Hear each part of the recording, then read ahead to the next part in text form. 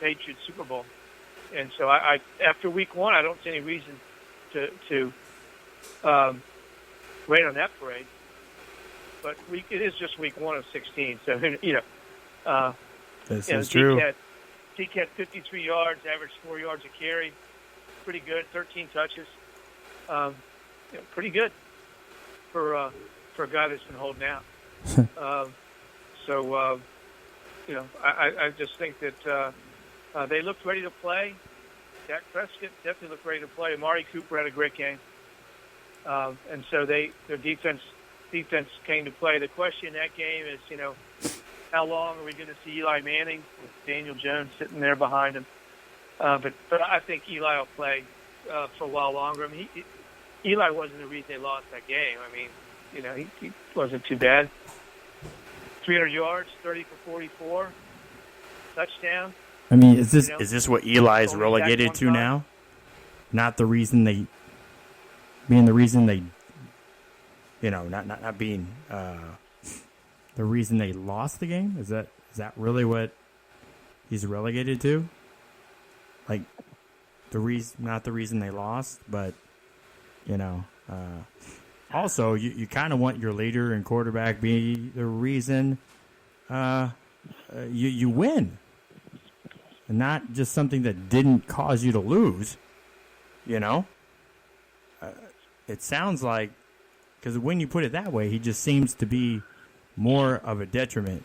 I just want to welcome everybody in now that is listening over on Spreaker and Spreaker.com. Engineers tell me that that's taken care of, and I want to welcome everybody in. I'm going to welcome everybody in that is watching on Facebook Live. So we got that. We got all mediums up and running tonight, Kevin. So, it's been a really interesting lead up to week one. Probably one of the biggest storylines outside Ezekiel Elliott coming into week one has been Antonio Brown. As I was saying at the beginning of the show, he came into the weekend, Friday, looking like he was going to get fined and suspended and then potentially released thereafter if he didn't quit his shenanigans. Well, he did. He got released.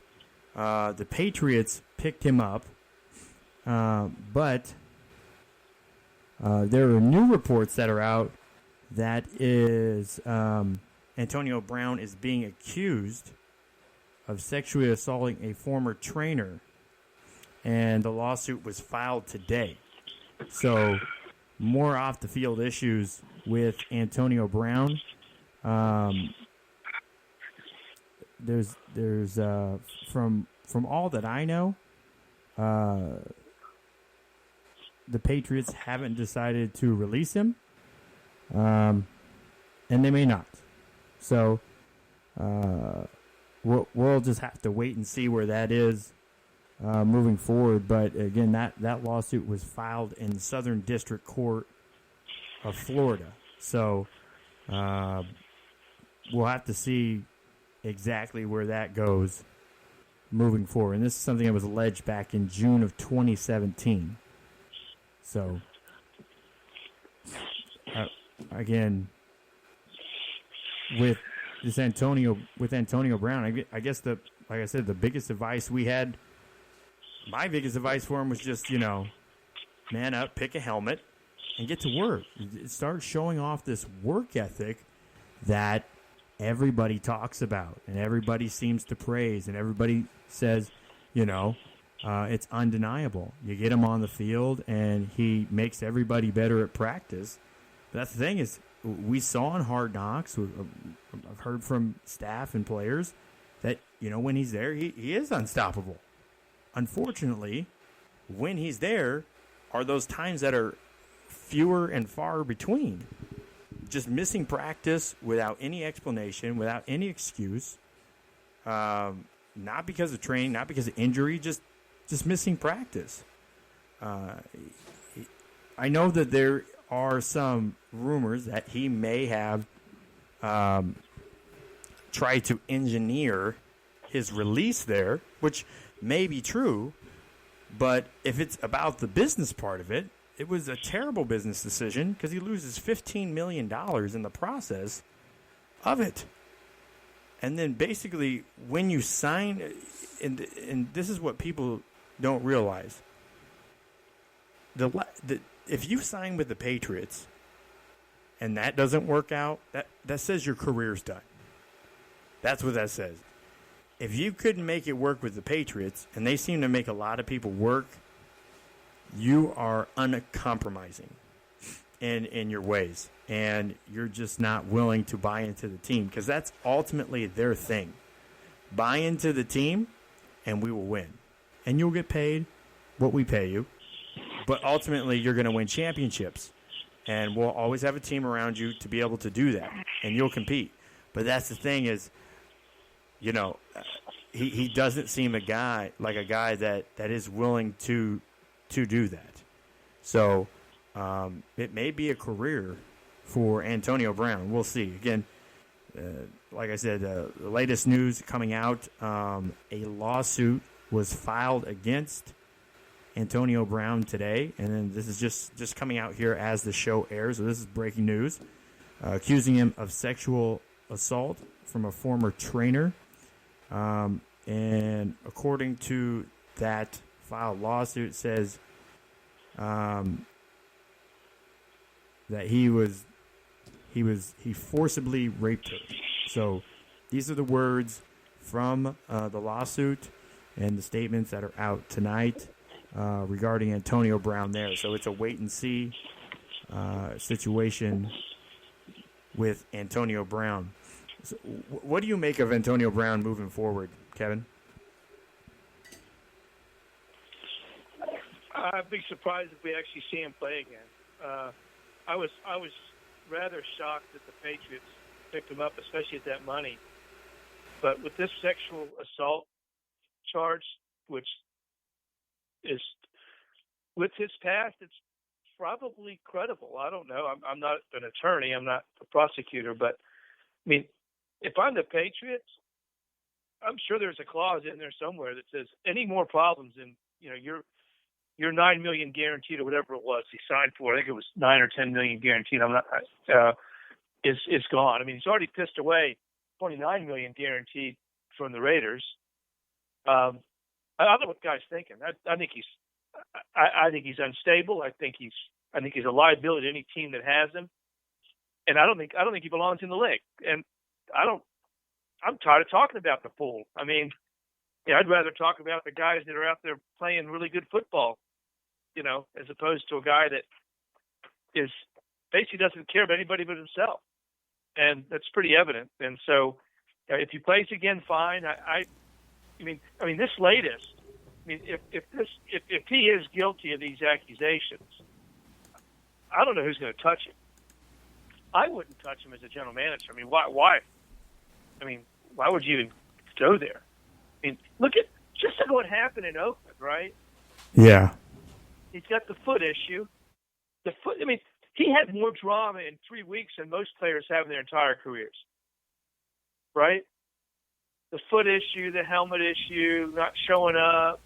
Then he shows up. Then he gets into it with Mayock, the general manager. Yeah. Then he publicly tweets. Then he publicly tweets a private letter from Mike Mayock. Then he says, "Oh, I'm sorry. I want to come back." And then he says, "No, I want to be released." So they release him.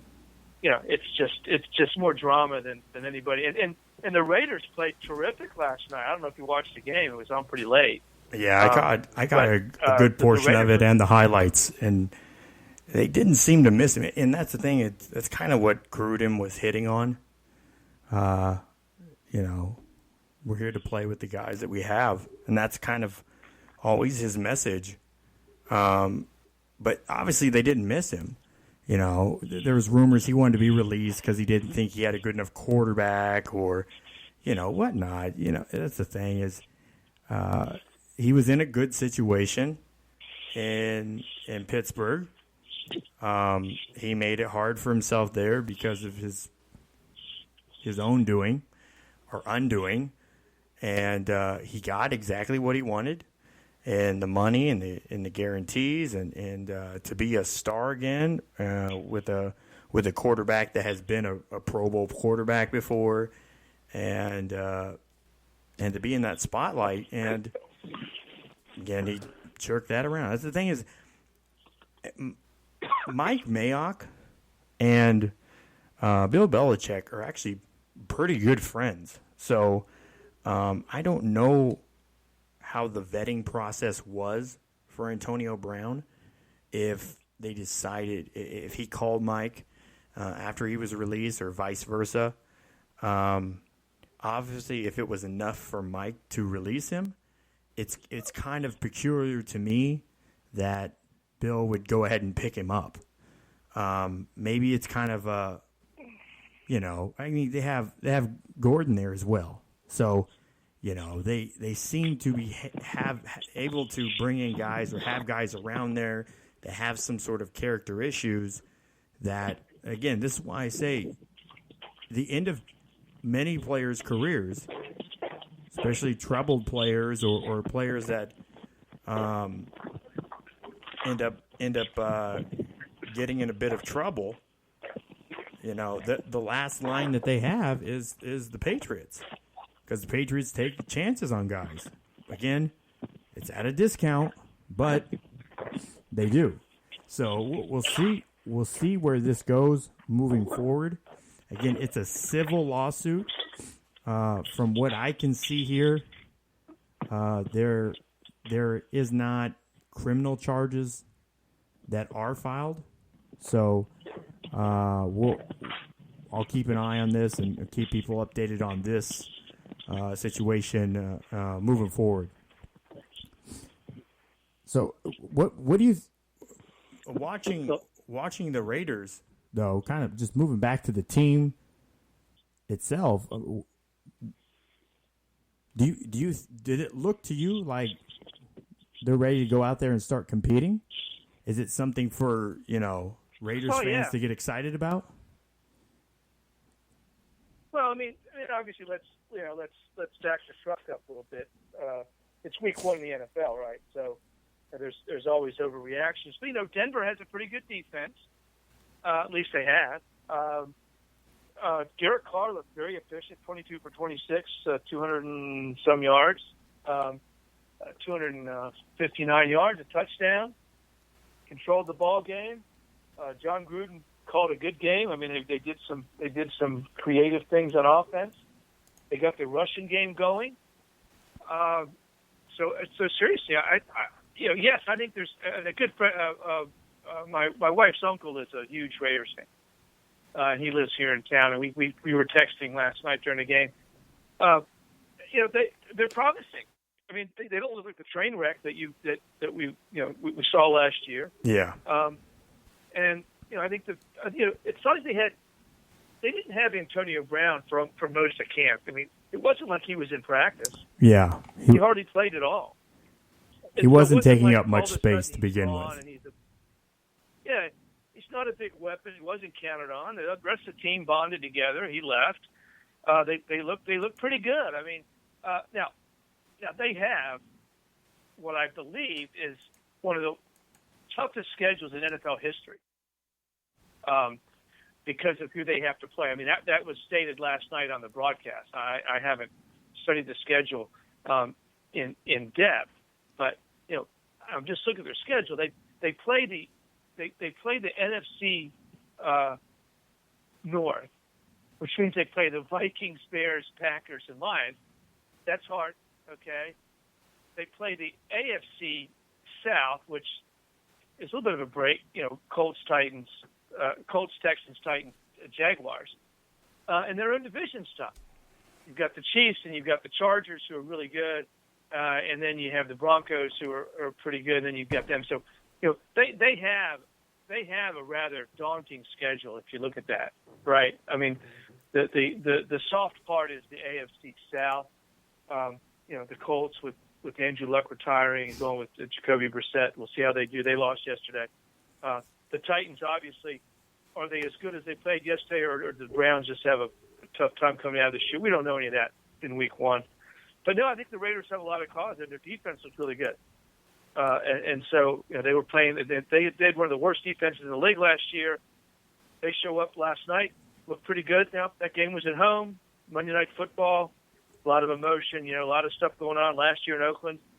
Maybe they'll play with that enthusiasm all year. But as we know, that team's not exactly the most stable of franchises. So who knows? But based on last night, if you ask me the question, yeah, there's definitely reason for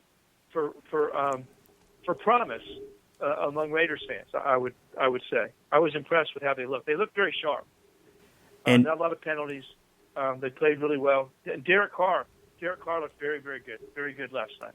And kind of on the flip side of that, it's kind of scary how invisible Von Miller and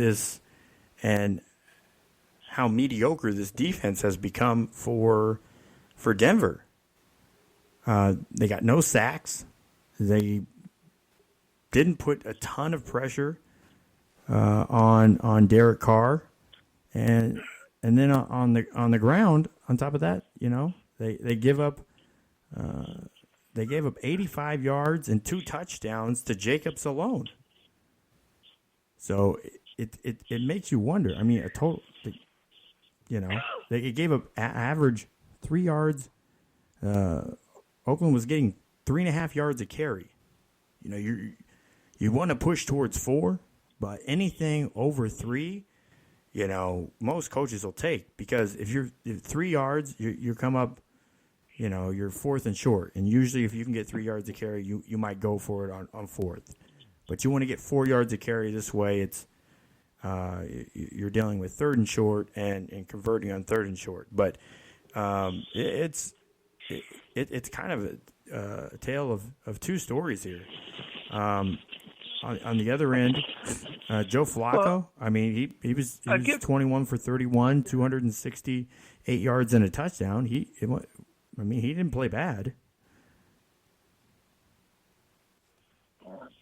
I think I give credit to John Gruden's play calling, because I think he kept Denver off balance, especially the defensive line, because they ran the ball a lot, and they did some play action, did some motion. I think they kept that Denver team from being able to really pin their ears back and come after the quarterback.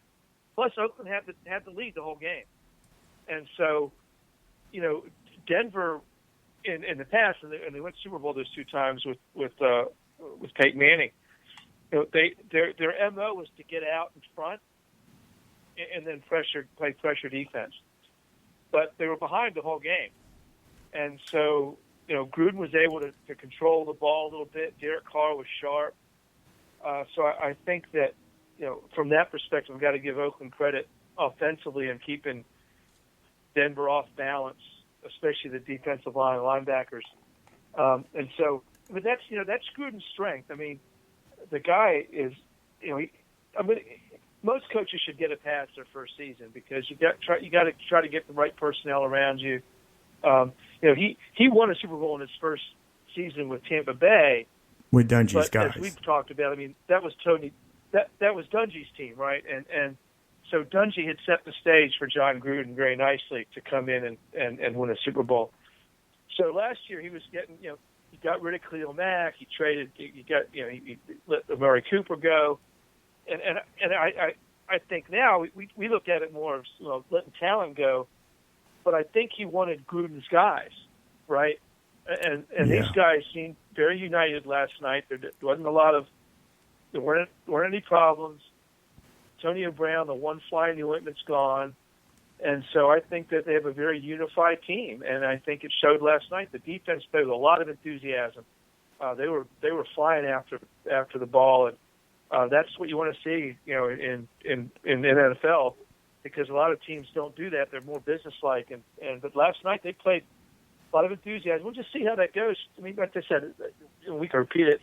First week 1, let's not get carried away, but they look solid, and I think that was that's a division game.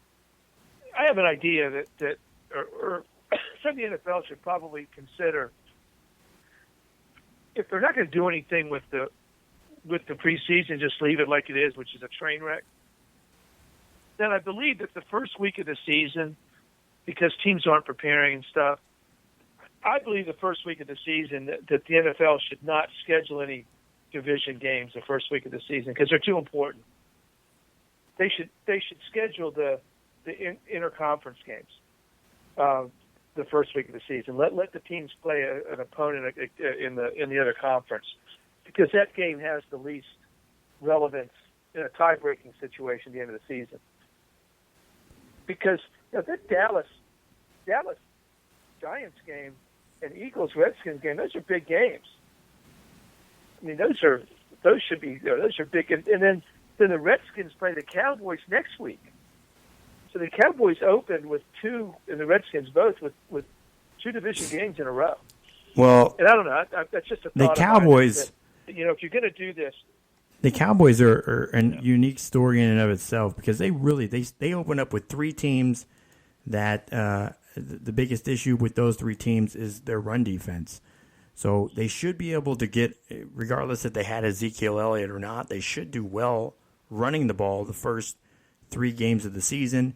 And then by then, when they get into playing the in-conference teams the second time around, half the teams that they're going to play in conference are probably could end up having a rookie quarterback by then. So I think Dallas has a pass this year, and more so a path that they should be able to get into the playoffs healthy and potentially be able to do more in the playoffs. But that's the thing. That's always been the question. What can they do in the playoffs? How can they finish in the playoffs? And that's been their biggest struggle. They're always dealing with an enormous amount of injuries on defense for whatever reason. I know the Cowboys are calling up linebacker Chris Covington from the practice squad, and they released running back Jordan Kuhn, Jordan Chun, I believe he's a rookie. He played at the East-West Shrine game. I interviewed him. But the thing is, Covington was a 6th-round pick for them in 2018 who battled some injuries. So they're hopeful that he can come in with some of the issues that they've been dealing with there on defense. Obviously Sean Lee has been great, but has never played a full season, so he's lasted thus far. Donovan Wilson is hurt; he's questionable. Luke Gifford, their rookie linebacker that they really really are high on, and Taco Charleston, who again is questionable, who has a questionable status. So I think their biggest issue is how healthy can this defense stay to be able to keep them in games and really push them through the playoffs. Because when it comes down to the playoffs, it's that defense that makes sure that you're in the championship contention. Because you can't. There's no outscore somebody. There's no long distance dueling in the playoffs. It's hard nosed to the grindstone football, and if this team wants to be able to have a legitimate run in the playoffs, that they're going to have healthy players. So, and then that's right in your Redskins division. I don't know. Are the Redskins just a pass this year? Are they? Is Case Keenum going to help them get a top pick again? You think this is what their goal is? I think their goal is to try to win football games. They just don't have a team. I mean, they haven't been tanking. They had a good start last year and kind of struggled down the stretch. And I think Case Keenum is just going to get him to Haskins.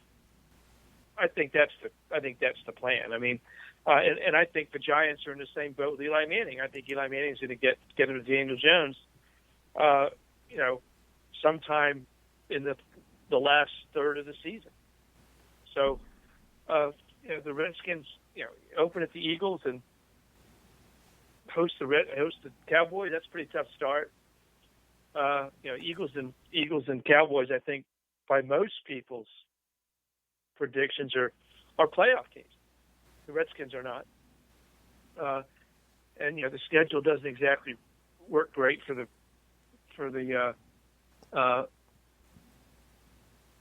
Skins and the NFC East, because they've got some tough games. They play the AFC East. You got the Patriots in there, and but I don't think, as a Redskins fan, I don't have any expectations of making the playoffs unless they go to Haskins earlier than later, and frankly, I don't want him to go to Haskins too early. I prefer to. I think the Patrick Mahomes model, the Aaron Rodgers model, has proven to be pretty good. If you look at a guy sitting for a year behind an experienced quarterback, and Keenum's experience. I mean, he's not Brett Favre, okay, but let's not mistake that. But he did lead the Vikings to an awfully good season 2 years ago, and he does know how to play the game. He's efficient, and he's professional. He can help Haskins, develop. I don't think Keenum has any idea that he's going to be the long-term starter in Washington. He's never been a long-term starter anywhere, and so I don't know that he has that expectation. So, from that perspective, I'd like to see Haskins sit. What I don't want to have happen is that Dan Snyder gets impatient, fires Jay Gruden, and then you start this thing all over again. And I happen to believe that the big problem in Washington is the owner, and you can't fire the owner. So stay with your coach for a while, see what happens. On the bright side, the Redskins did put up 27 points on a pretty good defense there in Philadelphia. But at the same time, they gave up 32 points, and the way that they got their points was Case Keenum throwing the ball 44 times. That's something that can't continue.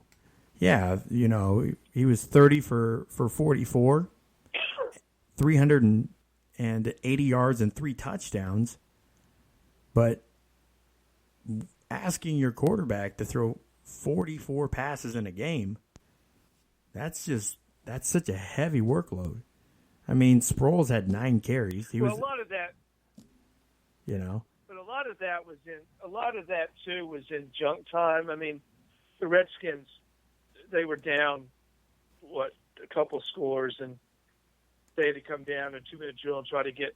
I mean, their final touchdown was with 7 seconds left on the clock. I mean,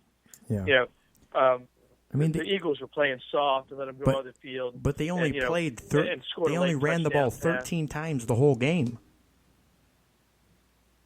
How can you win it was terrible. I mean, NFL games only attempting 13 rushes in a game?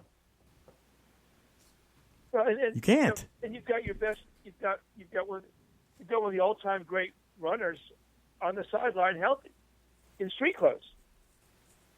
I don't listen to Washington talk radio, but I'm sure that,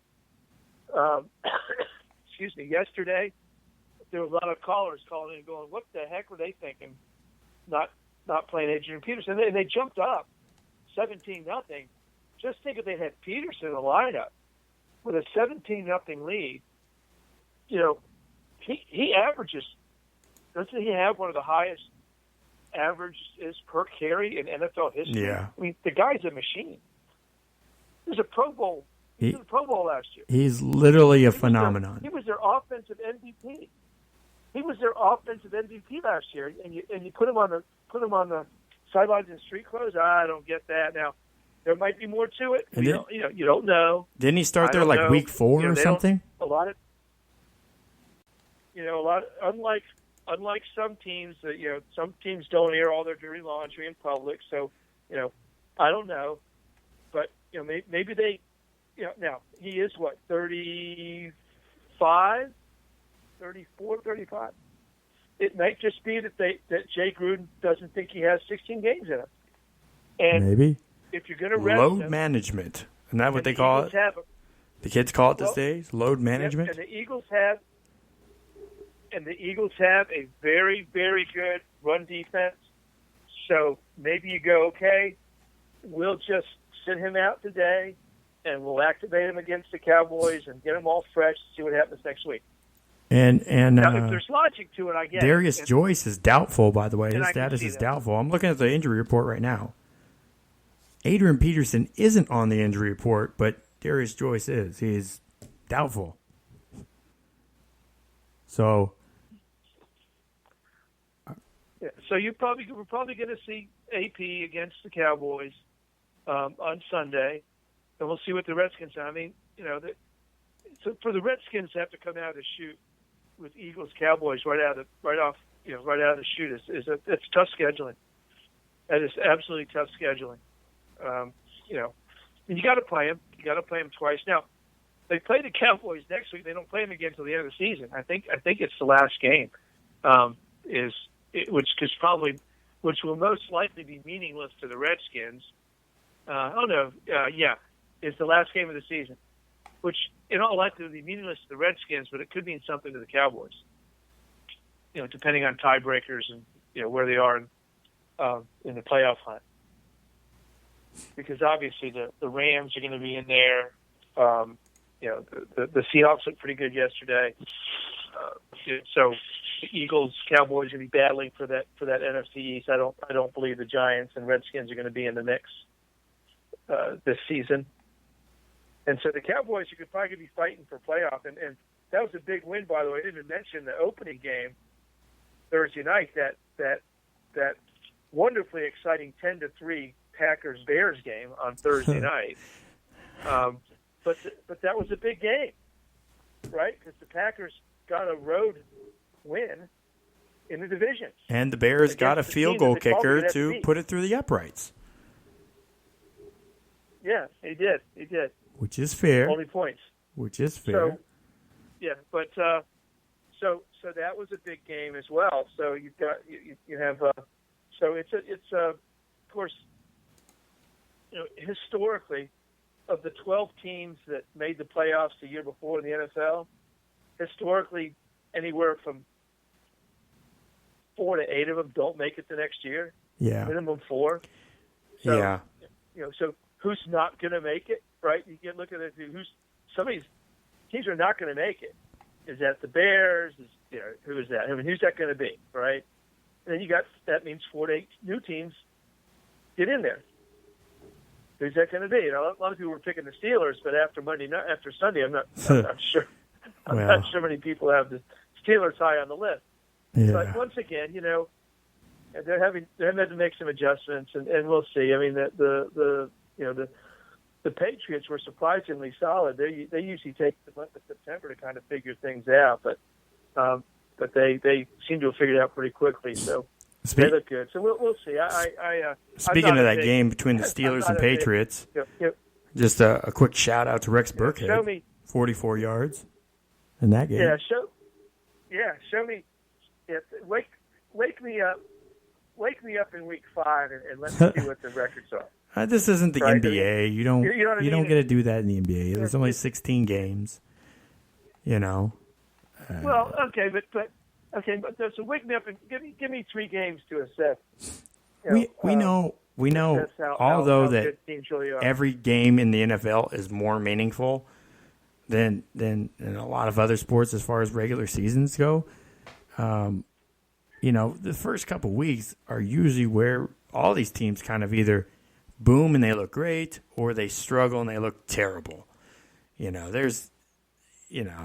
It's when we get to teams seeing that as they're 0-3 and 0-2, those are the ones that we're really going to start looking at. Are they tanking? Are they what's going on with them moving forward? So Saints kind of redeemed themselves there, getting a field goal to put away the Texans, who looked really good in the game. So like you're saying, that was a good one. That's a great game, by the way. That was a great game. And that was a really fun game to watch. But let's put it in perspective. One NFL game equals 5 NBA games. Yeah, roughly. So mathematically, yeah, I think so. If you take the first 2 NFL games, that's like 10 NBA games.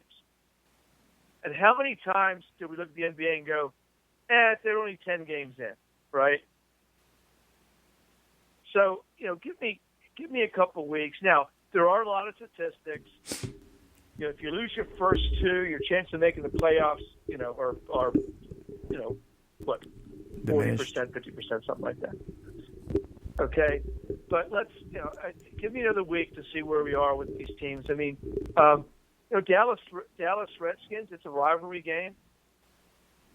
It's probably the longest running, I'd say, because neither of them have been to Super Bowl in so long. It's kind of taken a back seat to maybe Packers, Bears, or some others out there, but it's still a high-profile rivalry game. We'll see what happens next week, especially with Peterson on the field. Well, he was third on the depth chart. Another game under his. So I don't know what they make of that. It seems like they're just.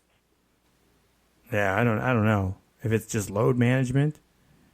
One guy I know that isn't dealing with some load management as far as his time on the field is Jameis Winston. My goodness, we have several sets of coaching staffs.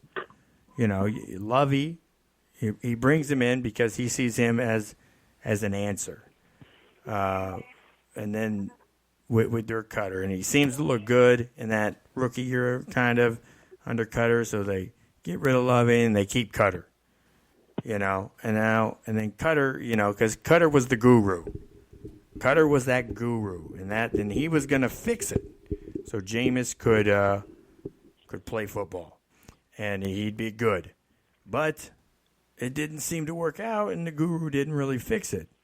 Now you have the quarterback whisperer, and that doesn't seem to help either. When you have 36 attempts, complete 20 of them, almost right around half, 194 yards, because you're lucky you have a guy that can jump up for the inaccurate passes you throw. He did get 1 touchdown, but he threw 3 interceptions. Jameis Winston, over the course of his career, does not look like he has progressed but done nothing but regress. He still has happy feet. He still hasn't figured out how to throw the ball with touch. And he makes wildly, treacherous decisions. And it just doesn't seem like at this point it's going to be anything that's fixable. And unfortunately, if Jameis can't figure out how to turn it around this year, I think he might be out of the league. I don't know how many teams are really going to take him on as a backup. It could be kind of the Josh Freeman 2.0. So he very well could be out of the league if he doesn't figure it out. I agree with that. I don't think he's going to get another contract unless he turns it around. The Bucks aren't going to give another contract, I don't believe. And then the same could be said. I mean, until yesterday, I think the same could have been said for Marcus Mariota, because these two guys didn't they come to the league at the same time? They were 1 and 2. Yep. Yep. One and 2 quarterbacks, and so I think that Mariota is in the same boat to an extent, but but yesterday, a little bit better outcome for the Titans than obviously than what we saw with the Bucks. But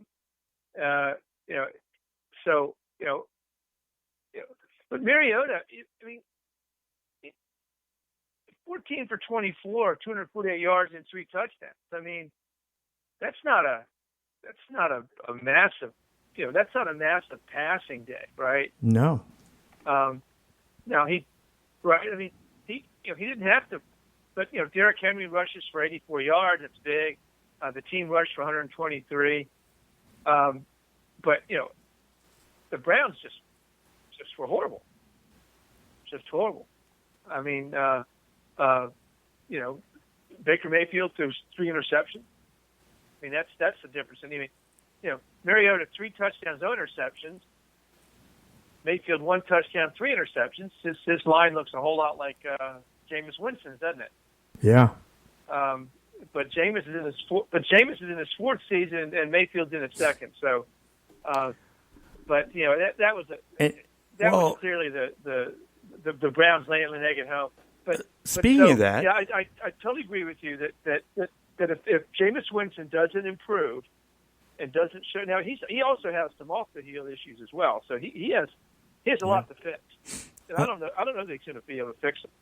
Well, let me ask you this: who's the bigger worry right now? Obviously, Jameis takes the cake right now, but as far as looking at prodigal quarterbacks, would you put Jimmy Garoppolo up there? Because I know a lot of he really didn't have a lot of tape. He did some stuff while Tom Brady was out. Then he got traded. He came at the end of a season. They didn't play any playoff teams, and then he was out all last season. And now he comes in, and he didn't look very good in the preseason. A couple of games, like snaps, I saw him there. I mean, 18 for 27, so only 27 passes, and 166 yards, 1 touchdown, 1 interception. He did better than Jameis Winston, but that doesn't seem to be a very high bar. So, Garoppolo did, and he ran twice for -2 yards. So, I don't know. Yeah, I'm not a big. Yeah, I think they had 32 carries. The sample size on Jimmy G. Yeah, the sample size on Jimmy G is still so limited, right? As you said, I mean, 7 games with the Niners in mop-up duty. Did they win all 7 or 6-1 or something like that? I think they won all of his games to finish the season or something like that, by the last 5 or something. And then missing the whole season, coming to come back. So he's a great-looking kid. I mean, if they're just going to judge him on his looks, then he has a very high ceiling, but that's not what we're judging people on. But then again, they won. So but no, I agree. I mean, they gave him a big contract. I saw. See, Jameis Winston coming out of school had a very high ceiling, but he hasn't really been able to get up there. Yeah. I always thought his ceiling was way higher than Mariota's. I think Mariota has achieved about what he's going to get, and we'll see if he does well enough to get another contract, because those two guys, I'm not sure they'll get a second contract on top of what they have. Although the Titans have a pretty good defense, so maybe the Titans squeak into the playoffs, because obviously the Texans are down 1, right? They're 0-1 now. The Titans are 1-0. The Colts are 0-1. So they've got a little bit of leg up there, a game lead in the AFC South. So if they can kind of continue, the AFC South's not going to be horribly difficult. And so they may be able to win 4 of their 6 games in division, maybe 5. Judging from yesterday, I don't judge a lot from yesterday, but judging from yesterday, perhaps. And maybe Mariota sticks around. Jameis Winston's a much tougher task because the Bucs aren't that good. They're not a playoff team. Not that division. It's the Panthers. I mean, the Panthers gave the Rams all they could handle Sunday. And one thing I'll say about Cam Newton, Norv Turner is a hell of a coach, because he's been working with Cam, and Cam at times, again, it feels like he was really having to think and put himself in the mindset of the mechanics still. It still didn't look natural, but he looked good at times, really passing the football, good strong throws, and shoulders over his feet and delivering the ball well. So it's the best looking quarterback version of him I may have ever seen. But, like you said, they gave him all they could handle there in that game. Just kind of, we actually use that. We can transition that into our picks of the week. So the Thursday night game this week is. So let me. Yeah, go ahead. Let me make one more comment. Let me make one more comment about the Panthers. They decided to unleash Christian McCaffrey a little bit. Yes. And that's going to help Cam Newton a lot, okay? Because Christian McCaffrey is very talented, very versatile. He can do a lot of things. He's a three-down back, and I think that's going to help Cam a lot in taking the pressure off him, and he won't have to be the guy. And Christian McCaffrey's perfectly happy being the guy. He was the guy at Stanford. What was he? 60% of the offense at Stanford, something like that. Okay. Yeah. And he was fine with that. Not only that, he returned kicks, so he doesn't mind being a workhorse. So I think that's going to help the Panthers. I mean, they could have won that game Sunday against the Rams, and so anyway, yeah. So that's fine. I just want to make that one quick comment about that because that is North Turner utilizing Christian McCaffrey is going to make a big difference, I think, in Cam Newton's game and in the Panthers season. I mean, I totally agree. We could just relate how he used to use LaDainian Tomlinson. I read this. I read this Fox and Sox book last night to my son, Dr. Seuss book, and ever since reading that, I've been messed up. My mouth isn't working, Mr. Fox, sir. So I love what you did with the name. What did you call him? I can't remember what you said now. It was. I knew who you were talking about. LaDainian Tomlinson is where I got to. I think it was LaTomlin Damlinson. I think that's what I was going for. Anyways. I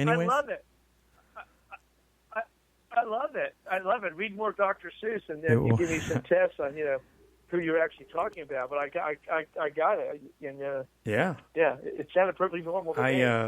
So that was very good. I got scratched up in that a beetle paddle battle in a bottle in a puddle on a poodle eating noodles. So that's what happened, and that's what I'm sticking to. So. But kind of like my conflicted speaking, the Bucs are conflicted worse, and that very much. I think it's going to be a very one-sided game. There is, not much hope right now. The line is. I can't believe that Carolina is only a 7-point favorite. I can't either. I mean, Christian McCaffrey. That's just faith in the Bucs defense. That's all that is.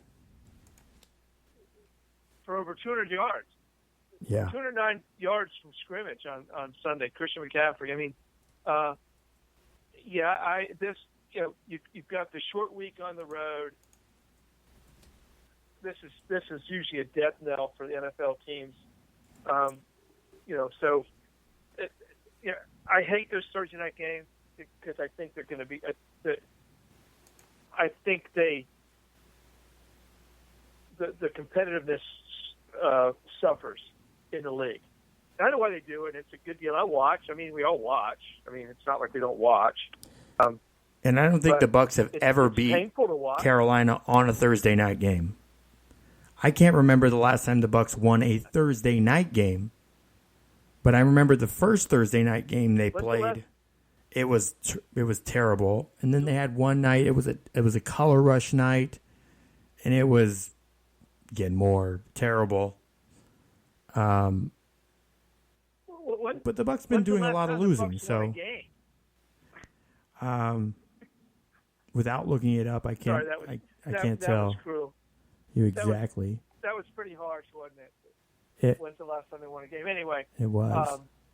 But yeah, I mean, so and the under last year that scored and the over under is Saints still in week 51 one. points. I mean, They have faith that there's going to be some scoring. I mean, over under is 51. I mean, it's kind of moved down to 49 and a half, but that line is, I mean, -5, -6.5.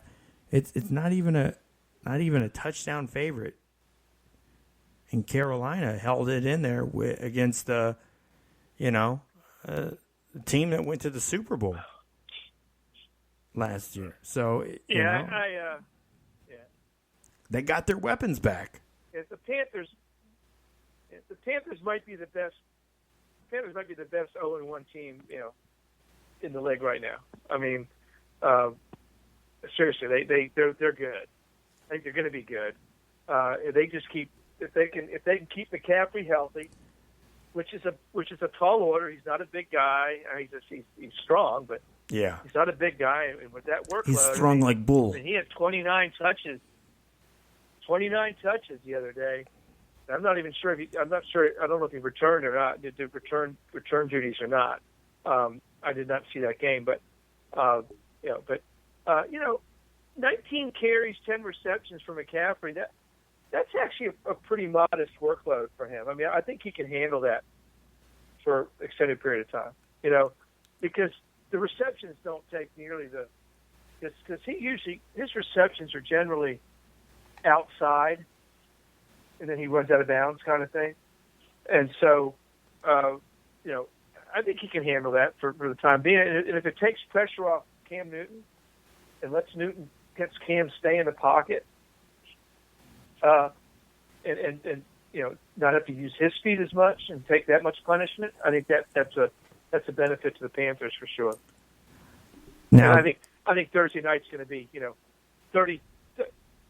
34-13 or 34-20 or something like that. I mean, I don't have much hope for the Bucks in that game. Yeah, none. But those games are so unpredictable too, because neither team gets any time to prepare. Yeah, but it is a division game, so they do kind of know each other. Yeah, right? I think that's why they do a lot of change in personnel, right? short weeks are always a division game because you have more familiarity with your team. But it's you don't have to prepare as much. I mean the Panthers. Ron Rivera knows what Jameis Winston's capable of doing. Yeah, and the Tampa Bay, the Buccaneers staff knows about Christian McCaffrey and now the Cam Bucks, Newton, right? So the Bucks are more successful against the Panthers over the last few seasons in Carolina than they are in Tampa. So, but again, it comes back to the whole Thursday night game thing. I don't think they've ever won a Thursday night game. I don't have the stats in front of me. From my recollection. So, all right. So one game I think that's going to be somewhat interesting. It's a 1:00 game. The Arizona Cardinals go to Baltimore. Baltimore, we know they're coming off this massive scoring game this past weekend. And then Arizona is coming from with a 21-point comeback in the fourth quarter to force overtime and a tie against the Detroit Lions this past weekend. So I think this game could be a very interesting game, to say the least. I agree. Yeah. Well, I mean, you have this kind of great dynamic with you got Lamar Jackson for the Ravens, and you got Kyler Murray, right, for the Cardinals. They're similar kind of styles. Lamar Jackson has a year experience on Kyler Murray. The Ravens, Rich Eisen, formerly of ESPN, who has his own Rich Eisen show, and he's also on the NFL Network. He's been high on the Ravens. and I did not see the show yesterday. I was too busy. I have it DVR'd. I want to see Rich Eisen's reaction to what the Ravens did on Sunday, but he's been very high on the Ravens because of Lamar Jackson. I mean, listen, if you're a Ravens team and you let Joe Flacco go, who took you to the Super Bowl, and who's still a really good quarterback. Yeah. I mean, John Harbaugh had to know something about Lamar Jackson, right? I mean, he saw something in this kid that said, I can afford to let Joe Flacco go. And we're gonna hitch our wagon to Lamar Jackson. And boy, he sure showed up on Sunday. 5 TD passes, 324 yards on just 20 attempts, 16 yards an attempt. Yeah. Almost 20 yards of completion. He completed 85% of his passes. It looked good. Right? I'd still like to see him better in the pocket. I don't know how much of that. But how much of that was the Dolphins' ineffectiveness, and how much of it was the Ravens? It's probably a combination of both of them. Yeah, a little bit of. That's another one of those things where you have to wait a couple weeks to see, right? How that was. But so you've got the Cardinals who, with Cliff Kingsbury and Kyler Murray, they're kind of looking at the Ravens, going, "Wow, this is what I want to be." Right? That's what I want to do. Yeah. Only disruptive on offense and just keep you guessing and do all sorts of crazy things. I mean, the numbers were staggering for the Ravens. I mean, Mark Ingram, the running back, he rushed 107 yards and 14 carries. Well, averaged 8 yards a carry. Again, good gravy. And they're working in a new Brown, offense too. 147 yards. This isn't what they were running last year. Golly. This isn't the same offense they were running last year, so they've implemented some new things on offense. It should work. Honestly, it should work well, for the first 6 weeks of the season. But once you start to get some tape, those deficiencies come out. And they have guys analyzing nonstop and breaking it down. So although I like to see how long it lasts. The league never caught up with Mahomes last year. The league hasn't caught up with Patrick Mahomes and Andy Reid yet. Yeah. They still put over 40 points on the board on Sunday. But that's the thing is, when Ozzie Newsome took him, this is what he was kind of thinking, I think Baltimore's always been that team that has been able to, scout talent well, bring in the right pieces, and do a good job of developing guys. And I think that with the direction they see the NFL going, he gives them some things and some options that they wouldn't otherwise have. Now, is the shelf life on the quarterback position with the more mobile quarterbacks, can it last? If they can learn to get down and not take unnecessary hits, and get rid of the ball and not take unnecessary hits, yeah, they can last.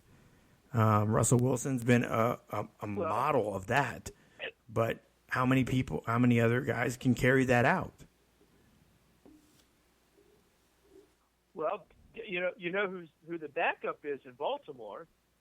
Yeah, is RG3. So if anybody another guy that couldn't get down, coach Lamar Jackson, it can be RG3, because RG3 was almost out of the league because of his inability to get down and stay down, right? Yeah. And so, by the way, I think RG3 threw a touchdown pass on Sunday, if I'm not mistaken, for the Ravens. Did he? I think that there's some good dynamics there, right? And I think the Ravens, the fact that they have RG3 as the backup, when Lamar Jackson goes out, they don't miss a beat because they bring in a guy just like him, for the most part. I mean, they're different guys. I mean, Lamar Jackson's a bigger guy than RG3, right?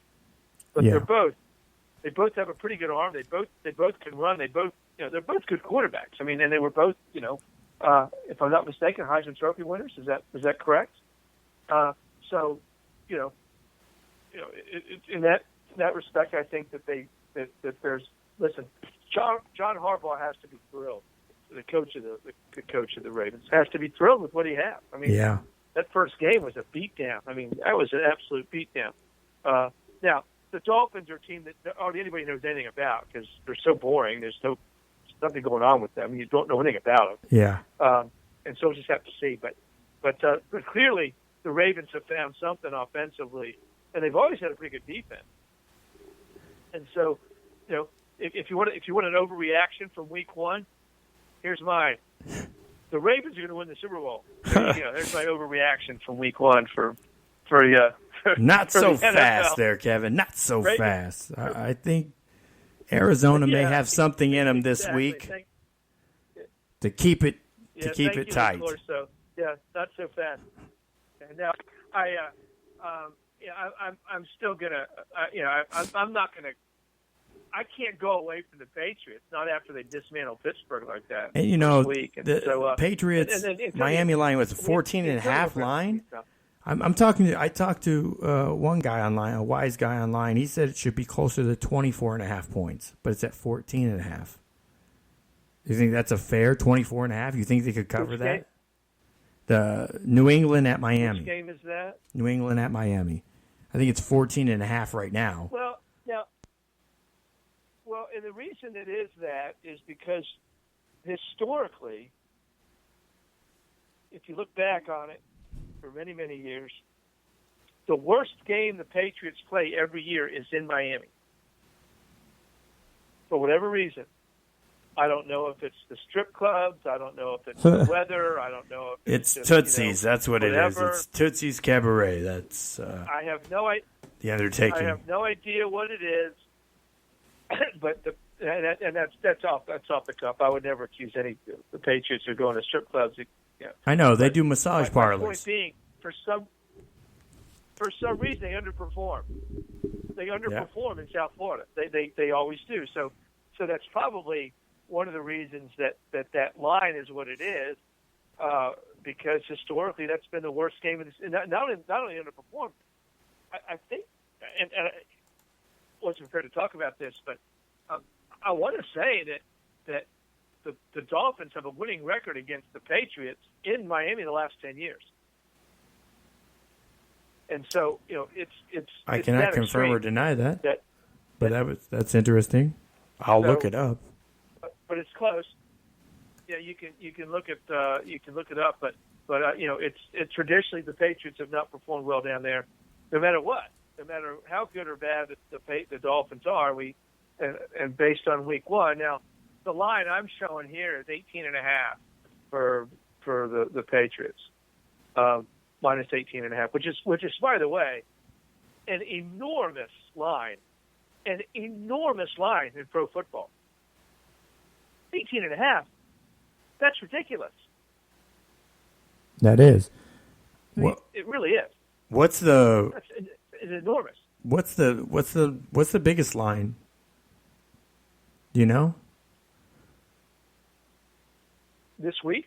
No, I mean history, or ever. I heard it was like 26, something like that. Well, yeah, 18.5 is big. It's phenomenal, especially when it's the visiting team.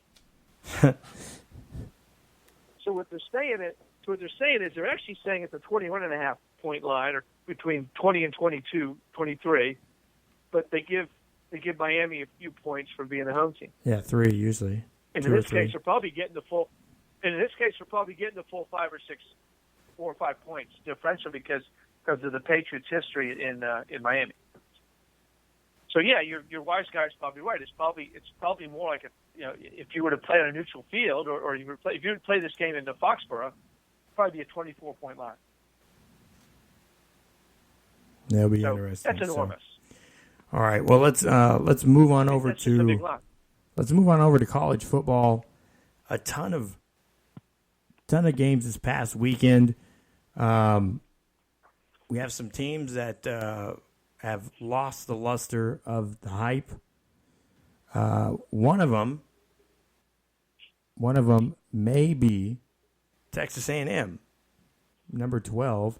They lose 24-10 to Clemson.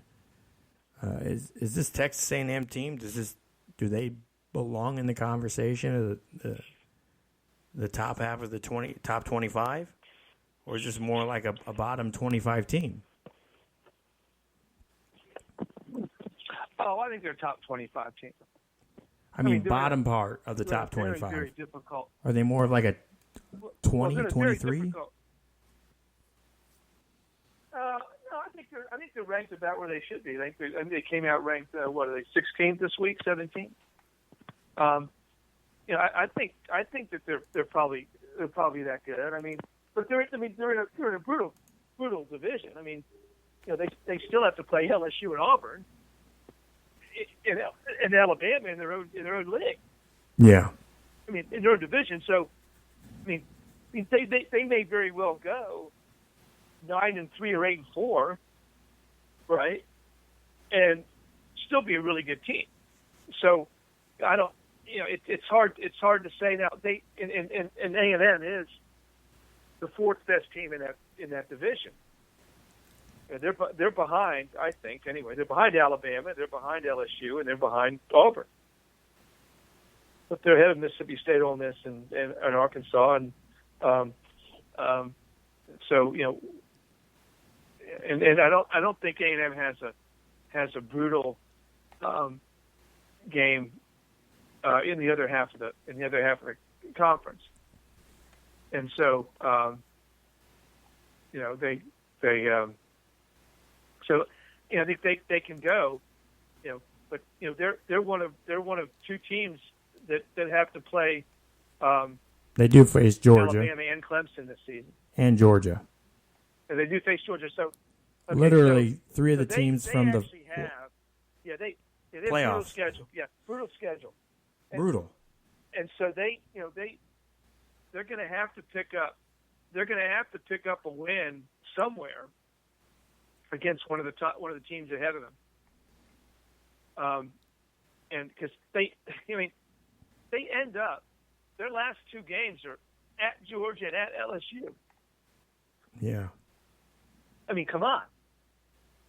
That is just, they do host Alabama, so they get they we'll see about that game. But I think Jimbo Fisher's still a year away from putting his best team on the field. They host Auburn too. Now we both kind of agreed preseason though this Alabama, when they go to College Station, this was supposed to be potentially one of the losses for Alabama this year. Are you backing off of that? No, I mean 24-10 against Clemson. Look what Clemson did to Alabama last year. Yeah. Torched them. I mean, 24-10, that's a pretty good effort. I mean, Clemson's, I don't see any way that Clemson doesn't make it back to at least the college playoffs, maybe even probably the championship. I don't see anybody stopping them. It's going to be fun. I mean, Clemson lost their entire front five on defense in the NFL, and they just reloaded and came back and with another swinging away.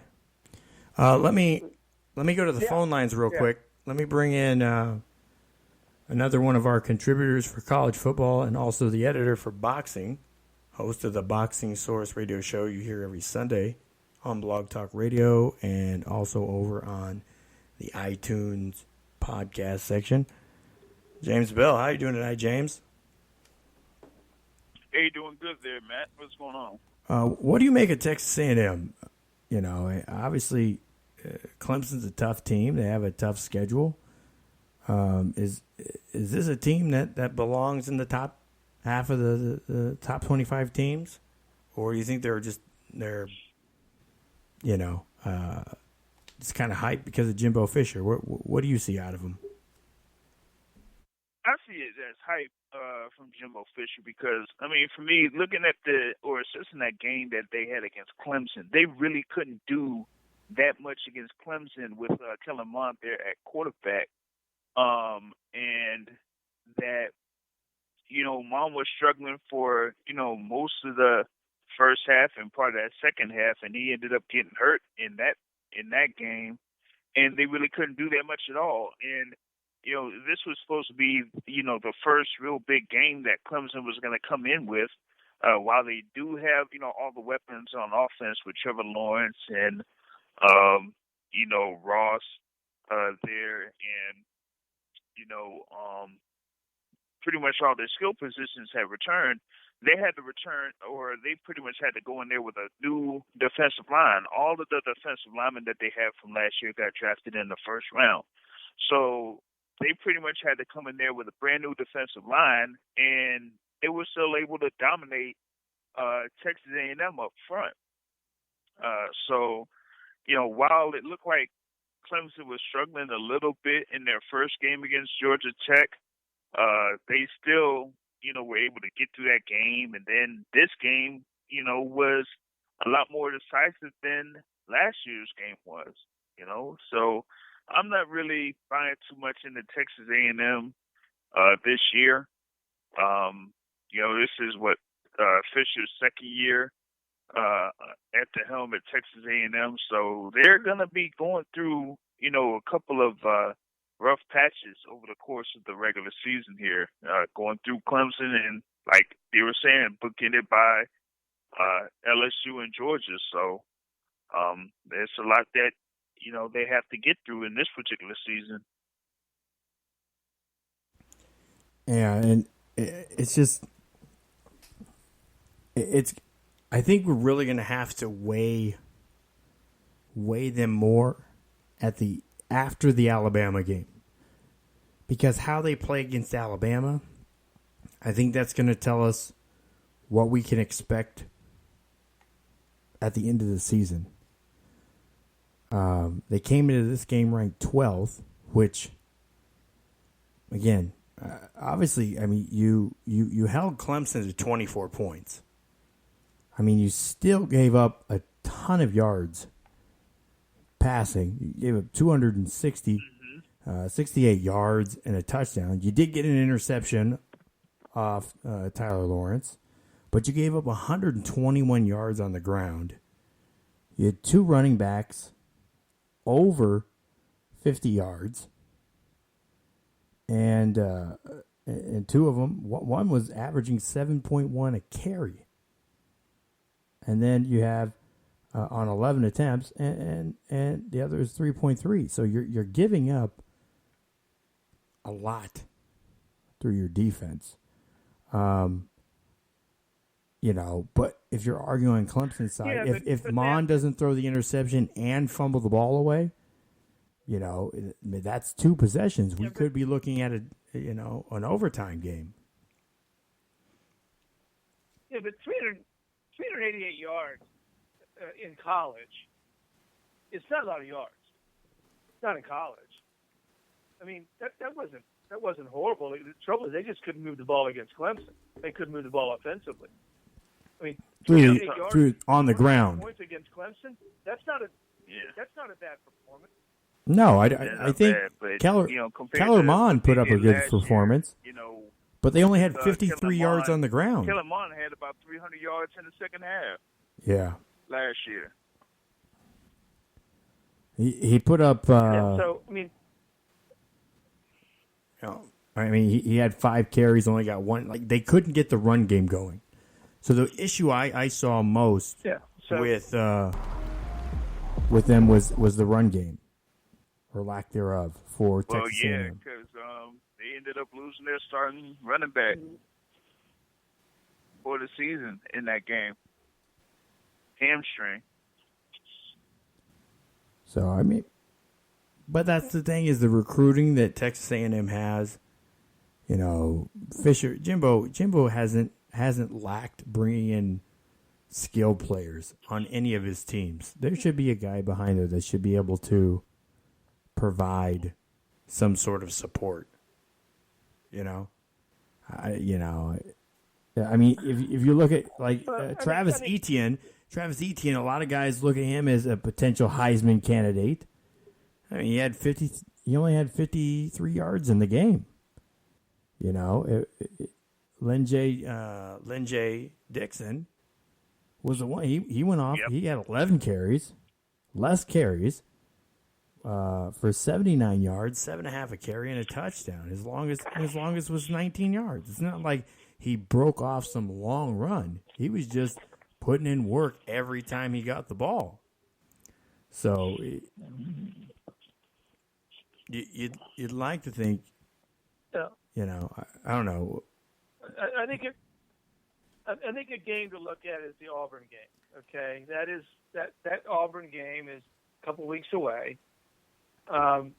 It's in College Station, unlike the game which was in Death Valley, and so we'll see how A&M does against Auburn. Yeah. Because I think that's a more indicative matchup than trying to. I mean, listen, Clemson and Alabama have been at the top for the last 4 years. I mean, they've been beating each other. One of the others would win it. So I think that it's fair to look at A&M in a couple of weeks, see how they do against Auburn. If they don't beat Auburn, and they look sluggish against Auburn like they did against Clemson, I'll totally agree with you that they're totally overrated.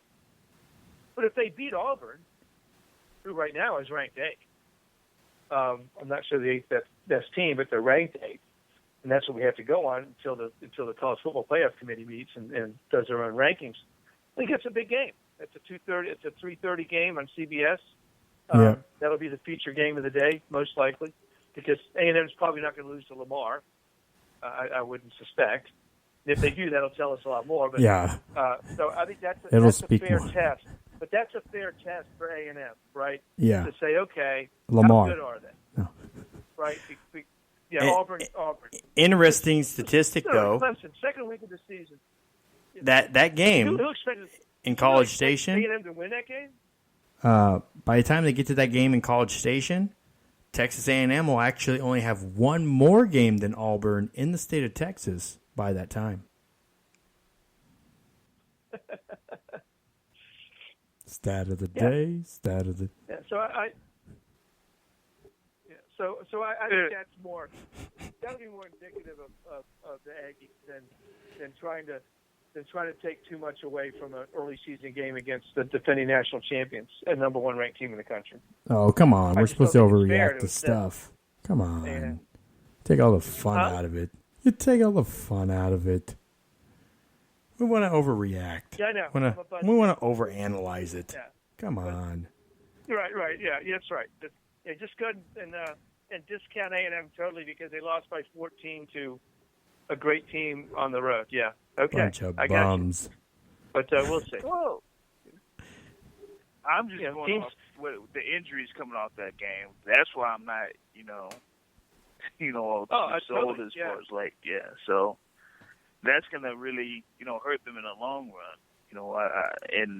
They had a young guy there, a sophomore running back. So who's going to be next in line for him? Well, in college, James, you know this. Most good teams have a bunch of good running backs. I mean, right? I mean, and it's really the offensive line that determines that success for the most part, unless you're a Barry Sanders or somebody like that just totally electrifies. A Saquon Barkley who can make all the plays themselves. Zeke Elliott when he's at Ohio State. But, basically A&M has a week off, and Jimbo Fisher has a couple weeks to, retool and get these guys in there and see what he can do. And they're not playing another Clemson until they get to Alabama. And that game's in College Station, and who knows? Because Alabama, I'm telling you, they're not going to be tested. They haven't been tested this season. They're not going to be tested this season until later in the season because they play nobody. I mean, Duke's not good. And they're playing a bunch of high schools, and then, they're going to end up getting in these games, and all of a sudden the guys are going to go, wait, oh, my gosh, it's a faster game. So, traditionally Alabama's been a better team, but they're not. Not until they get, to A&M. I don't think they play anybody. I'm checking their schedule right now, but, I I don't believe that Sounds like a safe they- bet. they play anybody, until they get to A&M. And that's not, Alabama's really good, but they're one injury away because they lost their starting quarter. They lost their backup. He's playing. He's lighting it up in Norman, Oklahoma right now. Ain't that the truth? So you got Alabama play South Carolina this week. Shouldn't be a big problem, but I mean South Carolina can be. They beat the crap out of College of Charleston or somebody the other day, 72 points. But that's a high school. Then they play Southern Miss and they play Ole Miss. Then they got to go to Texas A&M. So we'll see. I mean, Alabama will not have the South Carolina game is going to be tough, but South Carolina is not as good as Texas A&M. But they're decent. But Southern Miss and Ole Miss, I mean, Yeah, forget in about it. Huh? Tuscaloosa. Forget about it. So I think that I mean I still believe that listen, that A&M can give Alabama a game in College Station. They gave Clemson a game. I mean 24-10 in college football. That's a pretty good score. And like you said, James, they suffered a couple of key injuries that limited them in the second half of that game. I'm not ready to throw them under the bus yet, but their schedule's brutal. They could still be a really good team and still go 9-3. I mean, because of who they have to play. Yeah. I mean, right now, they've already played Clemson. A&M still has LSU, who's ranked 4th, Auburn, who's ranked 8th, Alabama, who's ranked 2nd, and Georgia, who's ranked 5th on the schedule. It's kind of like My gosh. Where did you have them in their strength of schedule? I know Stanford was up They there. are. Well, the trouble that A&M has is because they have a couple of games that are really, really bad. I had 32nd overall strength of schedule. Okay. Yeah. Now their conference schedule is really high. Yeah. Okay. But their overall schedule was top 30-ish. But they had five games against the top 25. That's a little misleading because actually all 5 of those are top 10. Okay. So it's a little misleading because they have some games against people that are not that just aren't very good, like the Lamar game, for instance. So that Not so that's fat. where, No. That's where you get into some of that skews their schedule. That skews their schedule a little bit, in terms of the way that I rated them, because Lamar takes them down, and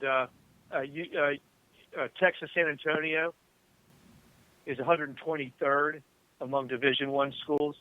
So those 2 games knock their schedule down from an overall perspective. But they play. I think the only other school there's only 2 schools that played more top 25 games than they did. And one is Auburn. Notre Dame. South Carolina, Colorado, Northwestern, Auburn, and Stanford. played 6 top 25. No, Stanford plays 5 top 25, but once again, theirs are all skewed at the higher level too. Yeah. But Washington lost. So Washington lost to Cal this week, which was a pretty big upset in the Pac-12, which now kind of knocks the Pac-12 North down a little bit, because Washington, was one of those top 20 teams. I don't know why they're still. No, that definitely does. I mean, you already had one of the top Pac-10, Pac-12 North teams lose in the first week with Oregon losing to Auburn. Yeah. Now you got Washington losing to Cal, and then on top of that, you got Stanford losing to USC. So Yeah, that's pretty much the North. Yeah, they Yeah. took a hit. USC, by the way, I predicted them to win that game because of their speed. And if you watch the game, I don't know if either of you guys watched the game. USC's speed is incredible. With, by the way, a backup quarterback, a Yep. freshman who came in, looked terrific. By the way, he can sling the football.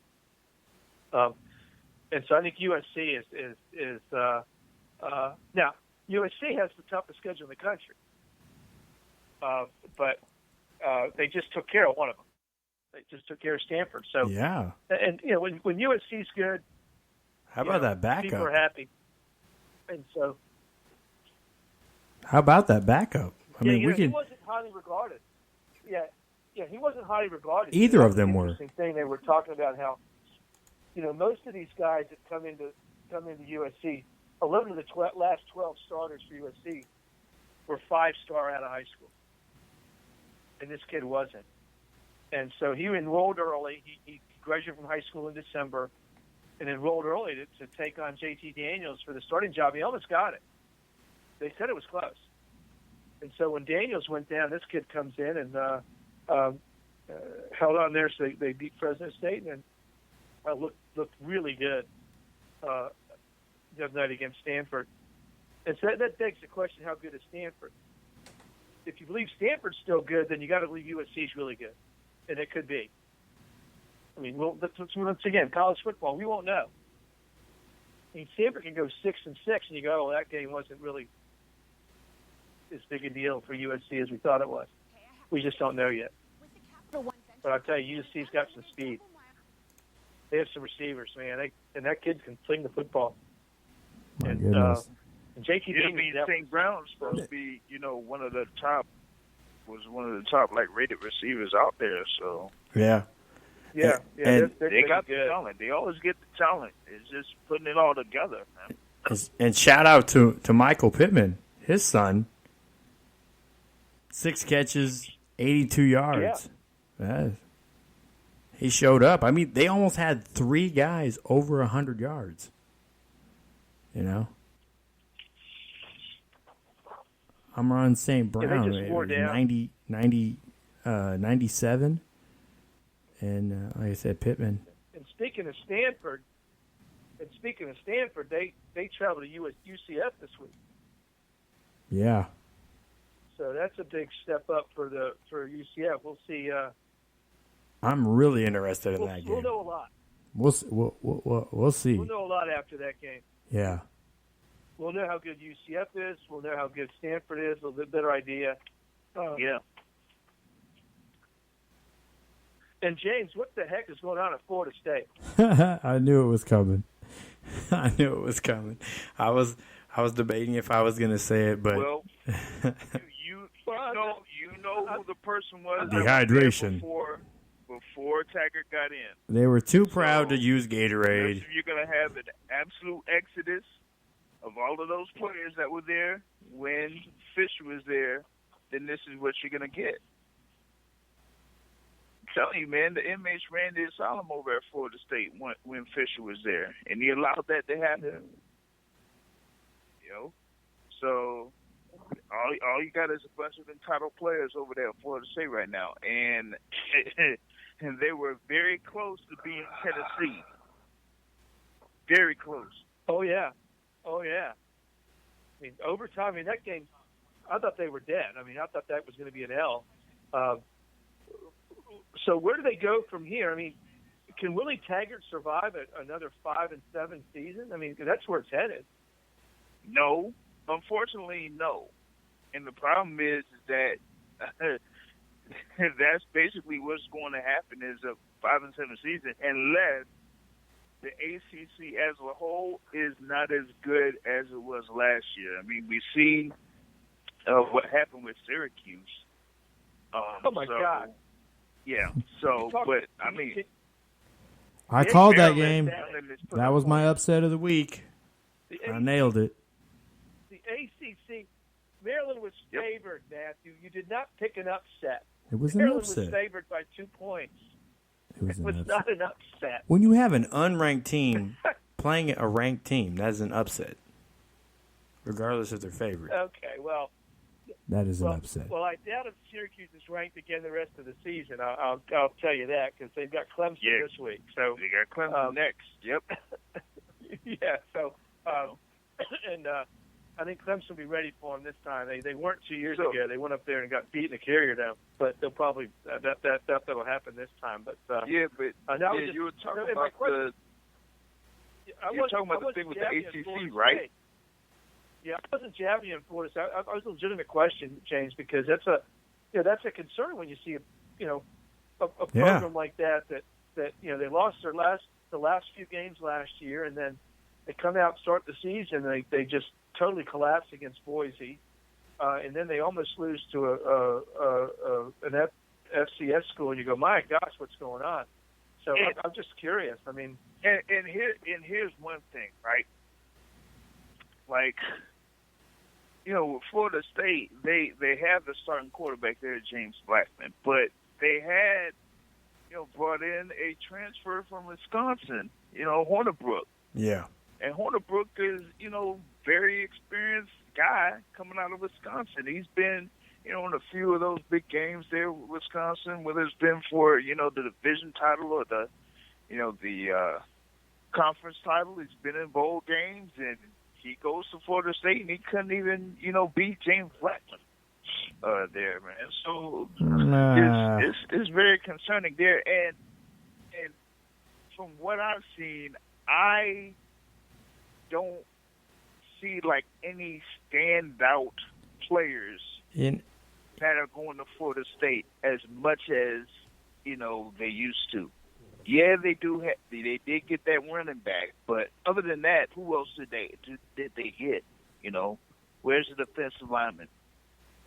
Where's the DBs that they get? Where's the wide receivers that they get? You don't in see Orlando. It. They used to be stacked from top to bottom, and you don't see that anymore.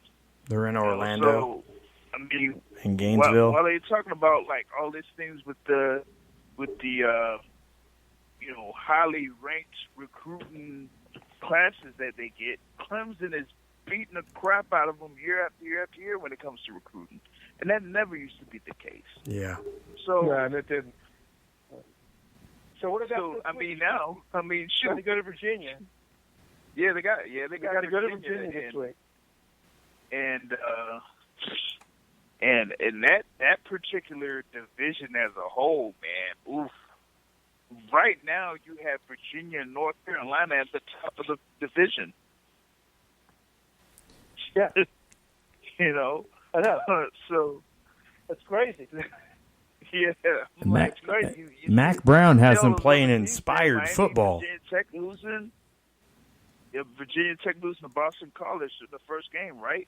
Then you had Miami 0-2. Yeah, look at James clapping back. Yep. But at least they beat Old Dominion this year. Yeah. I mean, Virginia looks really good. I watched their game against Pittsburgh. I mean, they played an FCS school last week, so that really wasn't much of a big deal. But William and Mary. Although they've lost FCS schools the last few years, but Virginia's tough. I mean, Brock Mendenhall, he came from BYU. Yep. Has done a pretty good job there, and Virginia, I think, in most people, is the favorite in the Coastal, especially now that Miami got dunked late by UNC. What was going on there? 90 seconds. So, if Florida State's going to step up, excuse me, they're going to have to deal with this weekend because they've got, NC State's not bad, James. I mean, nobody's talking about them, but Florida State has to play Virginia, Louisville, NC State, and Clemson. Yeah, Virginia, Louisville, NC State, and Clemson. Louisville's better than people thought they were going to be. They gave whoever it was 60 seconds. A good fight in the first game. They gave him a good fight, and so Yeah, and then Florida State has to play at Boston College late. We'll see what BC does this week. I listen. A good Florida State's good for the ACC, so I hope they can get back on it. But I don't see Willie Taggart surviving it. Yeah, I just don't. It's pretty tough, and I mean, even with a winning record, if it's not anything like a 9-win season, I don't see him getting past that either. Because I mean, 10 seconds. you see, like, even though they might struggle this year, last year Syracuse had 10 wins. Like, a program like Syracuse shouldn't have 10 wins in the ACC, and Florida State struggles like 5 and 7. So they're not necessarily going to buy that. So I'm having it to the point where you're going to see Taggart. I wouldn't be surprised if Taggart is out before Clay Helton if USC ends up falling apart. But I got Taggart being gone before Clay Helton, and it shouldn't be that way, but it is what it is. I don't know. USC looked pretty good the last couple of weeks. I don't know if they're going to fall apart or not. I mean, their schedule stuff, but I mean, USC could go 10-2 and still be pretty good. I mean, they've got the leg up for they've got to play Utah. If they play against Utah, if they played against Stanford the other night, I give USC a fighting chance to win the South. But Utah's still the cream of the crop in the South, especially defensively. But Utah doesn't have the offense that USC does. Not what I saw the other night. But once again, one game sample size with the new quarterback, hard to judge. But the concern I had last year, Chase, and the reason I think Willie Taggart's probably going to be out, and I've got to run after this comment, is it's the way that Florida State finished the season last year, giving up all of those points in the last five. Actually, for the last 5 games of the season, they gave up over 40 points in losses. That's not a great look, and I think that's why I think that hangover from last year is going to be tough to overcome for that team. Because when you're losing, 59-10, 47-28, 42-13, 41-14. Now, granted, all those teams were ranked. They're good teams, but still, those are some, beat downs of teams that you don't expect to get beaten down quite that badly. So, I hope they improve. I'll be watching the Florida State Virginia game this week. I think that's on the HT Network. I believe. I'm so confused now with where they're putting all the games, but anyway. And Virginia Tech plays Furman, so I'll be watching it, but not a big deal. And if Tech loses that one, they deserve to go off into with its protection program or something. I don't know. You're not going to go to Colorado State's home game in Arkansas? I am. I will be at the game. That will be. I will be at the game. And if anybody wants to join him, there's tickets available as low as $19. Yeah. There's lots of tickets available. In fact, I think you have to actually pay someone to take your tickets. Is how that works, I believe. After that showing against Ole Miss the other night. So anyway, but hey guys, I'm going to sign off for this week. I will be DVRing almost every game available on television, and so I just finished watching last Saturday's games yesterday. So that's how many I watched. So I think I watched 14 games. I think I watched 14 games this week in some way, shape, or form. So anyway, I'm signing off. I'll talk to you guys next week.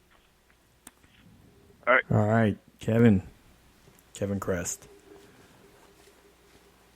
I wonder if it goes back. I should have went back to my Dr. Seuss reference there. Does he watch him in a tree? What about on a boat with a goat? I don't know. Some comments there. All right, let's push forward here, James, on college football.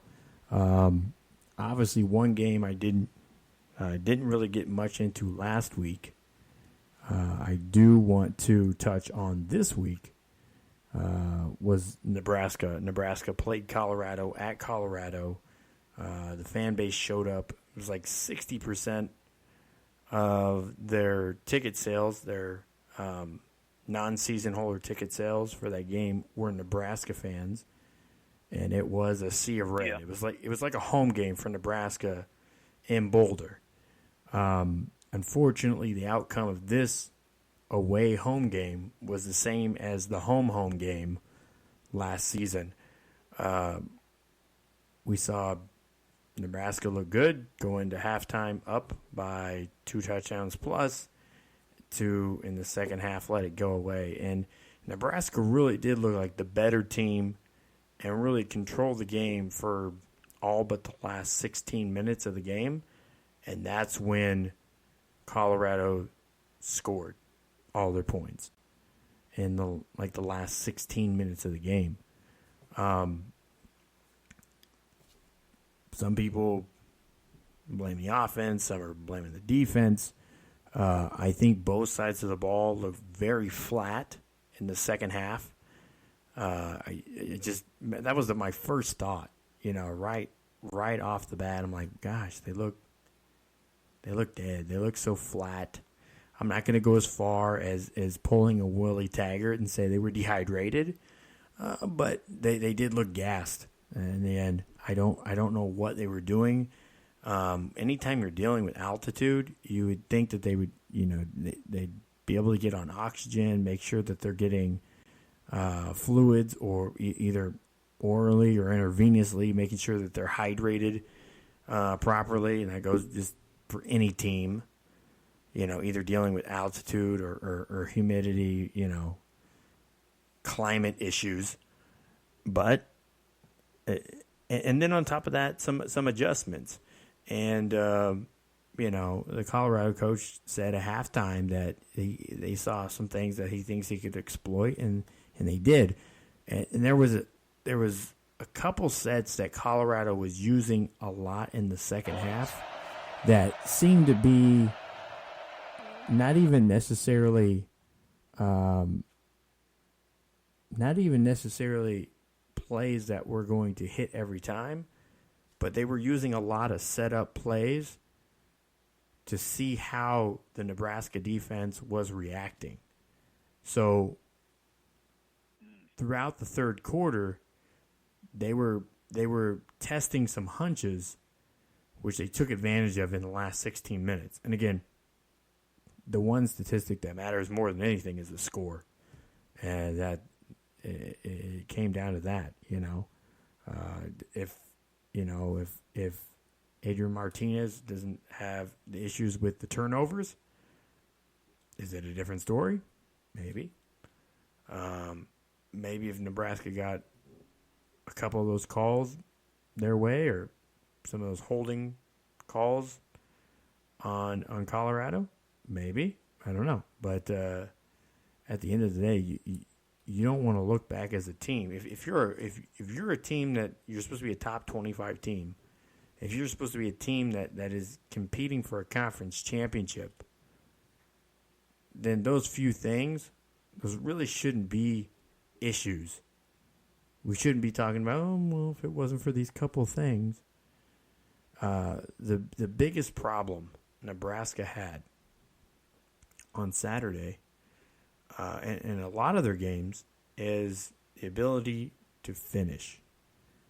If Nebraska was where they should be, as far as the hype, it should have been probably more like 31-0 at halftime, not having a fumble and overcoming an issue with the penalty. Should have put 14 more points on the board, bringing them 31-0 going into the half, and then just ran from there. It should have been a blowaway, a runaway victory. Should have been a blowout.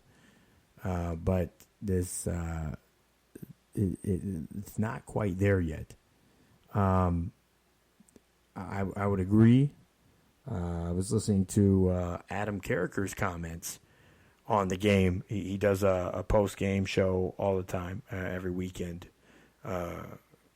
Carricker Live and Carricker Chronicles, a couple different ones.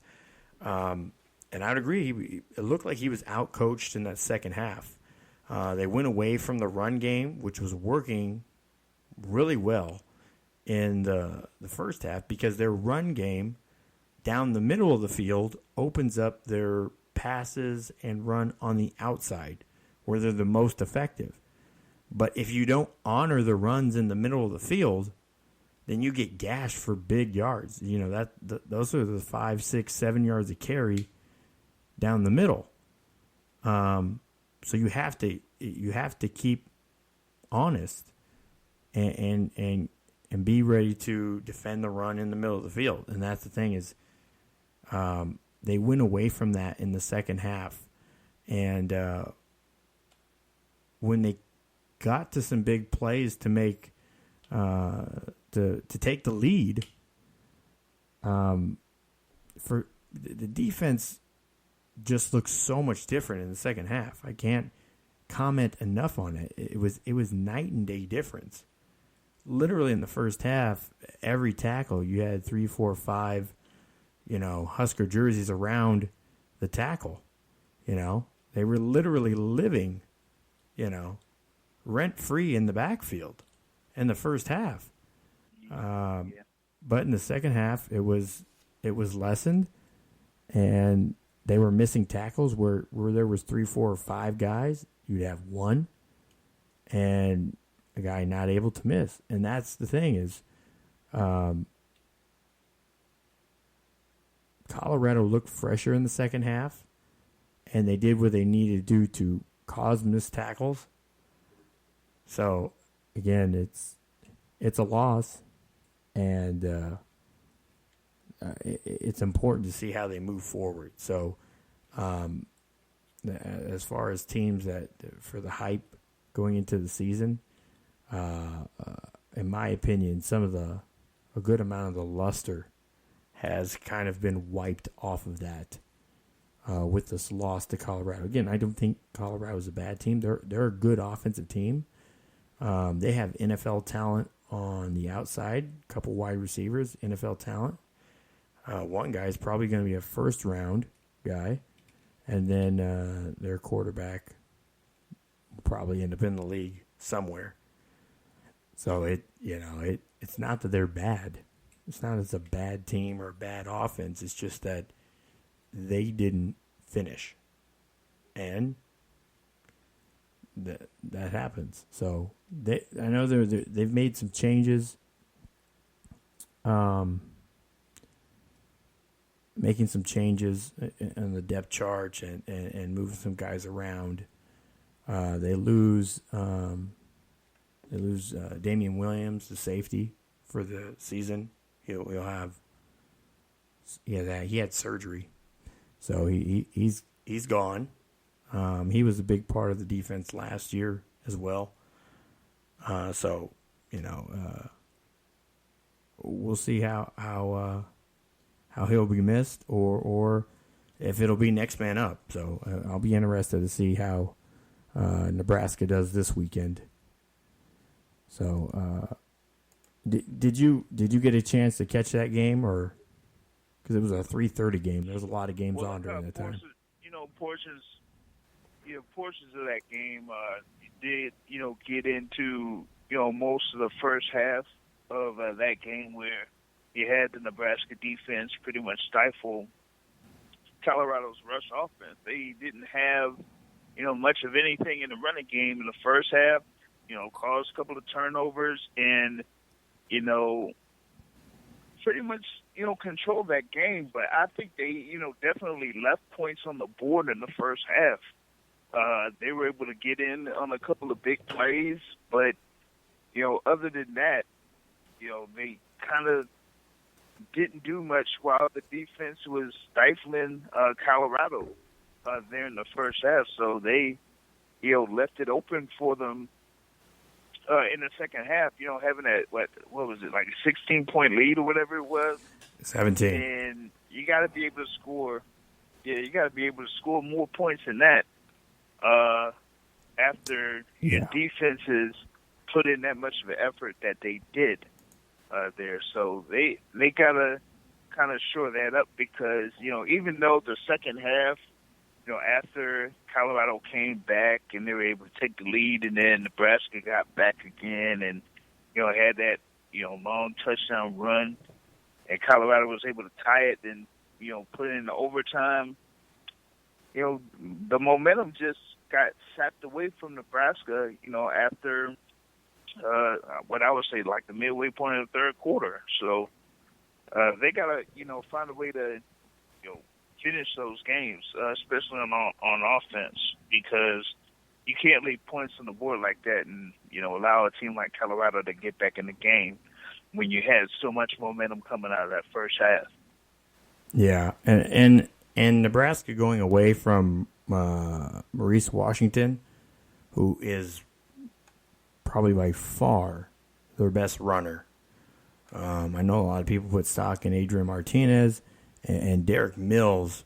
I think he's a good addition, and Wan'Dale Robinson is a formidable athlete, and they can use him in a lot of ways. But going away from him, he had 15 carries, 77 yards, a lot of which came on. He had one 40-yard run, but outside of that, it didn't seem that they were really using him as much in the second half. I think that I feel like they were really trying to get guys playing time and work on depth more than focus on what worked best to win. I don't know. I can't help getting away from that feeling. I know Maurice Washington is their number one from just seeing him. Whether they're going to use him that way moving forward, I don't know. Maurice Washington had 4 catches for 118 yards and a touchdown, too. So, one of them being 75 yards. And then he had a rush that was for 40 yards. Again, like I just said, that they didn't use him as much as they could have. He had 15 touches, 15 carries, rushing, and 4 receptions. But the guy had over just about 200 all-purpose yards and a touchdown. So, J.D. Spillman, 5 receptions, 112 yards, and a touchdown. So it's not like they don't have their playmakers. They went away from the run game that was helping those playmakers' productivity. I think that they could have and should have used Jake Stoll more, the tight end. I didn't really see him used. He only had 4 receptions, or 2 receptions. I don't remember him being targeted much more than that either. So it's kind of a question, where do you go with the game plan from here? The positive side, they had 3 sacks. All 3 of those sacks came in the first half. 11 tackles for loss. Most of those came in the first half.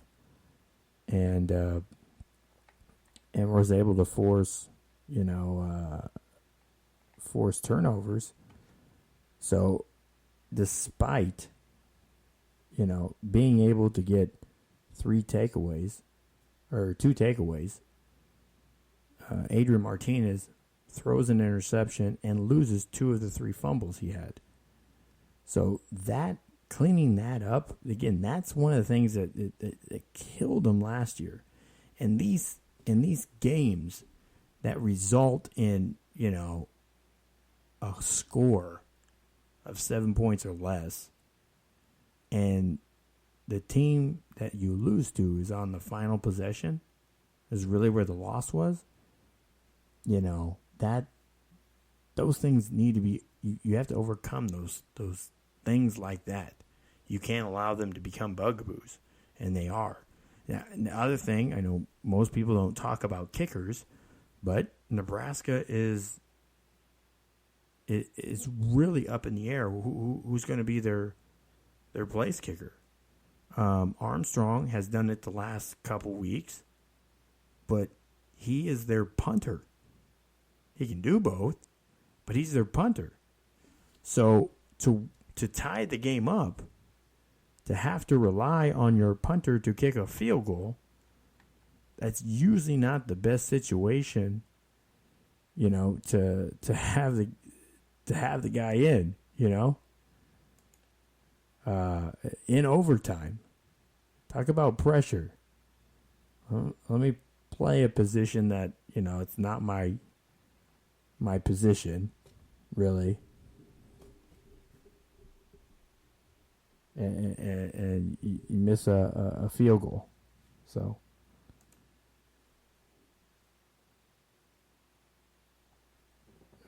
what was it, from the Colorado 31-yard line? So what does that make it?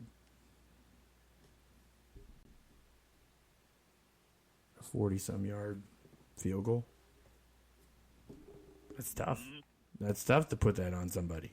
So they got to move forward this week. They host Northern Illinois, another team that should have beat last year and then didn't. So we have to see. I don't know. It gets to that point.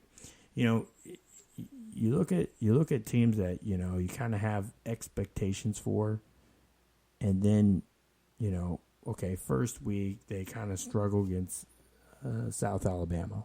Okay, all right, it's the first week.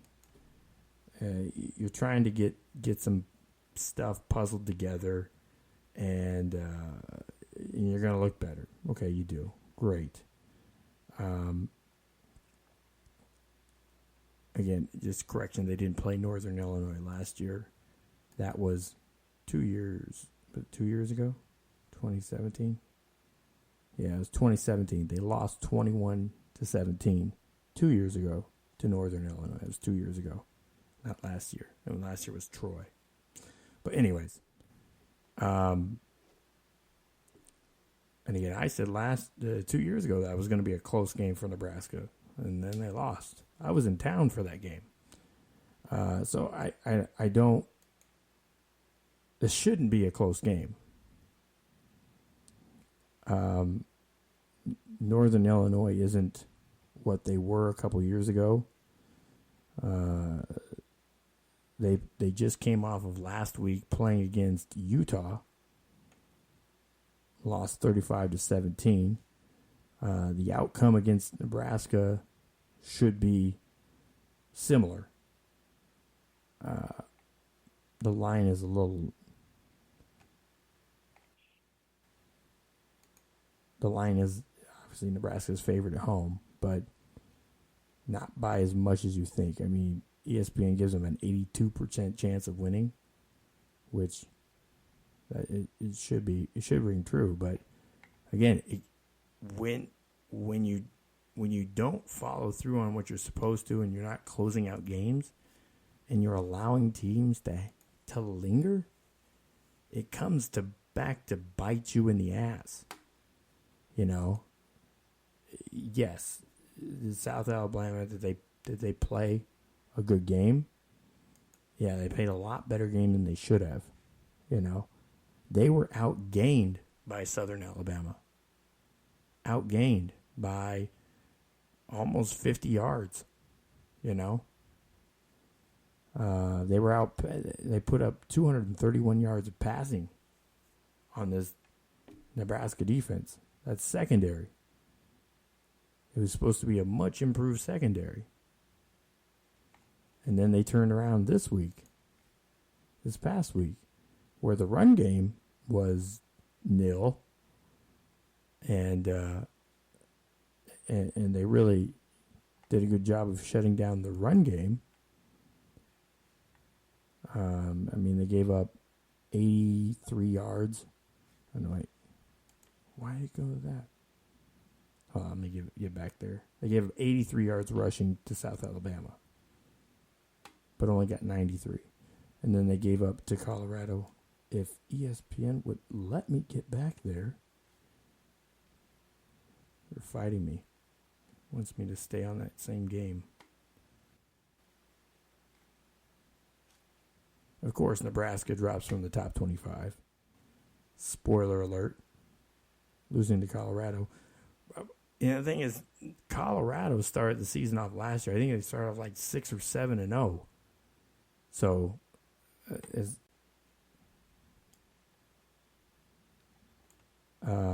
they did go on a pretty good tear. I just want this to come up. I don't know why it's going so slow.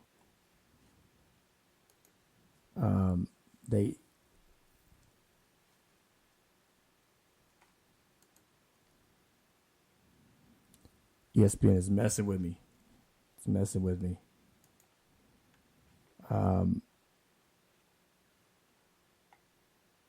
They end up giving up 89 yards rushing, almost all of which is in the last 16 minutes of the game. And they gave up again another 375 yards passing. That's probably the more alarming part, because when you're giving up over 200 yards a game passing, and it makes it really tough to keep points off the board. 22 first they were Colorado had 22 first downs. Again, Nebraska only slightly outgained them. Outpassed them by 85 yards, and then made up a lot of that yardage back on the ground in the final quarter of the game. They possessed the ball for about a minute longer too. So, but the big part is Colorado won that turnover battle. So that's where, like I said, a lot of this stuff is won and lost. Kind of a similar situation when we were just talking about Texas A&M and Clemson. If Texas A&M doesn't, if Mon doesn't throw an interception and have a fumble, that could be 2 potential scores on the board there. Then we're talking about a tied football game. It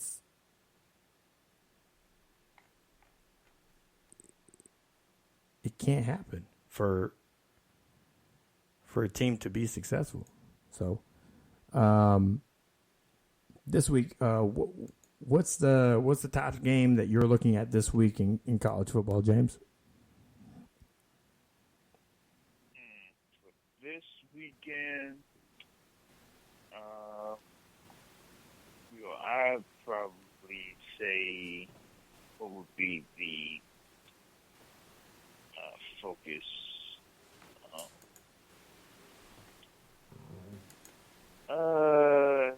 There really isn't, much this focus game for me, other than Arizona State and Michigan State is probably one that people should watch out for. I think last year, Arizona State was able to get Michigan State over at Arizona State, so Tempe. That could be, one thing to kind of like see where the Pac-12 is overall when it comes to, the overall scope of looking at Power 5 schools and their overall schedule strength, because that could be a huge factor in if one of those teams out of the Pac-12 could potentially enter into the college football playoff down the line. So they need one of these key wins against an out-of-conference Power 5 school, because they haven't really gotten those over the past couple of weeks. So Arizona State, Michigan State is, what I'm kind of like focusing on for this coming week. And also keep an eye out for the rivalry game between Iowa and Iowa State as well. One of the games I'm going to be watching is on Friday night. Actually, it's a 9:15 game. It's not on the West Coast. It's in Houston. They host number 20 Washington State. That is on ESPN. So that again, that's an early game to watch. Another one on Friday too. 6:00 game is North Carolina, who's undefeated, the Fighting Mac Browns, head to Wake Forest, and Wake Forest is undefeated right now. They beat Utah State. They beat Rice. That's really nothing to write home about. But in a rare situation, we're talking about Wake Forest and North Carolina, two undefeated teams playing against each other on a Friday night game. I don't think just because of the scheduling of the game and the time that they were planning or thinking these two teams would both be undefeated at this point. But also I don't think College Game Day is coming into town anytime soon for that either. A couple games I think people should watch out for because these could be trap games. Indiana hosts Ohio State. Indiana made a game of this last year, and this has been one of those games for whatever reason. Ohio State has kind of struggled with Indiana. That could be a trap game there for Ohio State. Indiana is much improved. They have a really good running back. So a lot of people are picking Indiana towards the bottom to finish in the bottom of the West. But, they're coming off a couple wins. They're undefeated too. Not against anyone notable. They really have a weak out of conference. They have Ball State, Eastern Illinois, and then UConn, which isn't even. They're leaving the Atlantic Conference or the American Conference as of next year, or after football season. Basically, they're out. And then they this week they host Ohio State. They go to Michigan State, host Rutgers, go to Maryland, go to Nebraska, host Northwestern, go to Penn State, host Michigan, and then go to Purdue. It's a pretty brutal schedule.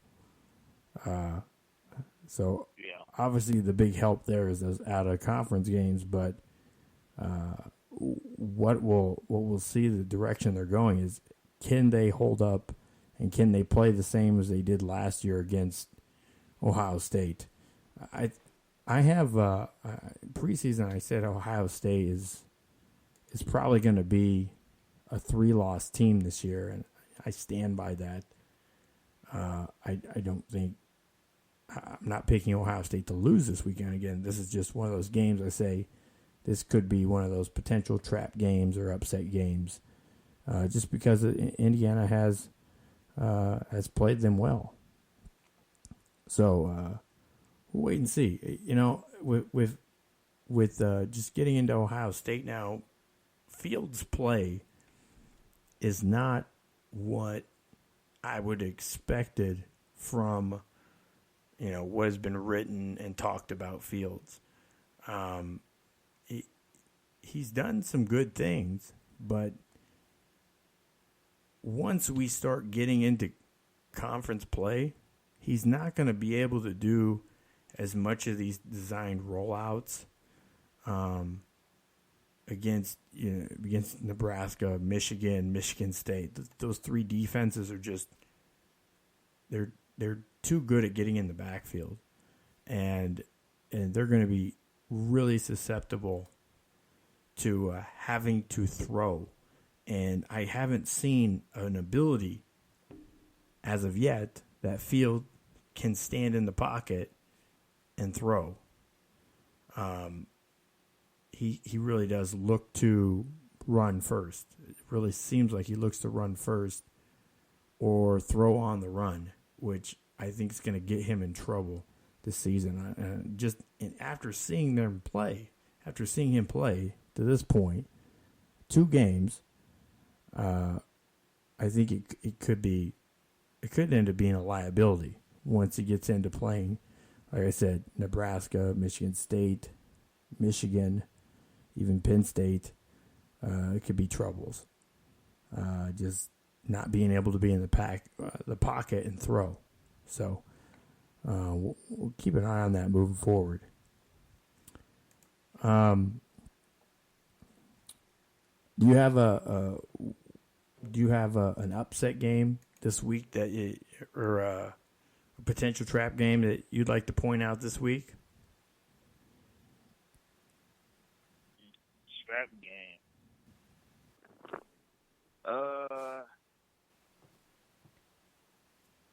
I would probably say, like, for a trap game.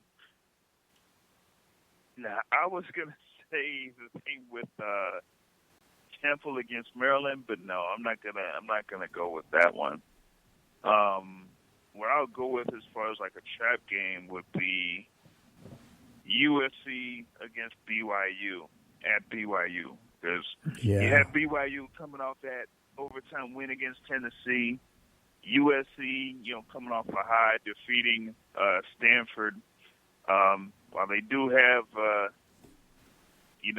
the freshman QB coming in, new start after this last week over Stanford.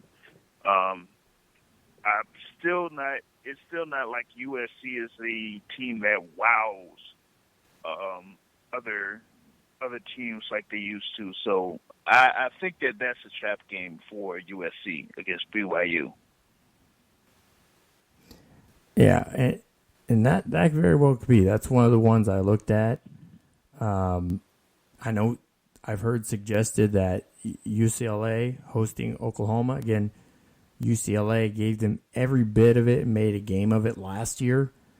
But I think the one game that I would turn people to this week is where'd it go?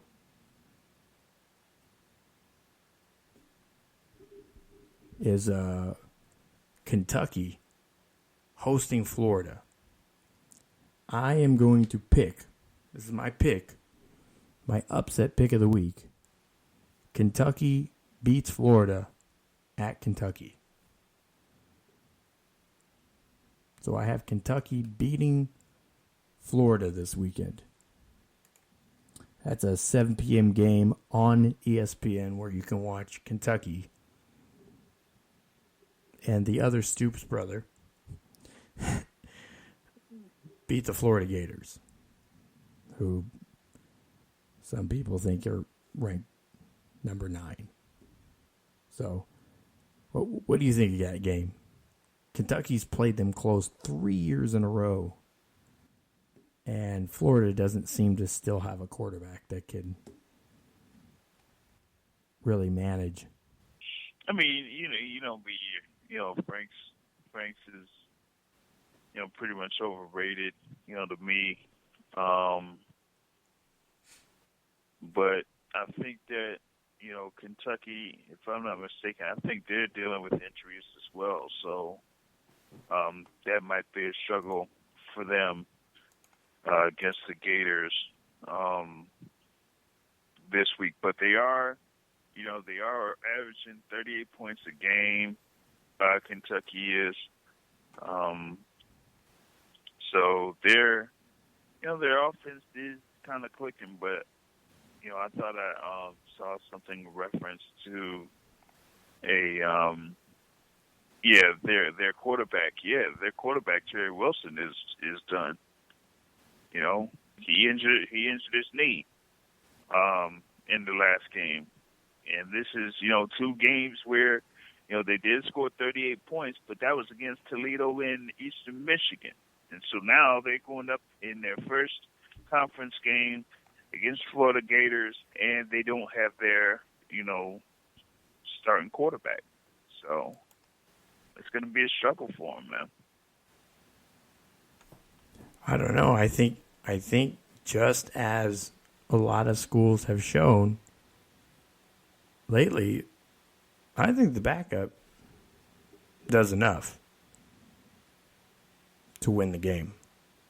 I weighed my options, and I think that I'm still going to take Kentucky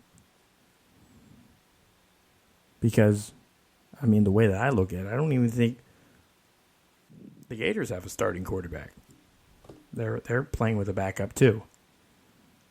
They just happen to have more backups. Their backup starts. And he's their first option, which is bad. Because your backup shouldn't be your first option. Because you don't have a second option, I guess. I don't know. I'm not high on Felipe Franks. If that's not painfully obvious. A lot of Gator fans mad at me. But if you're a Gator fan, you're not really a fan of Felipe Franks either. And I'm sure he's not sad about it. So.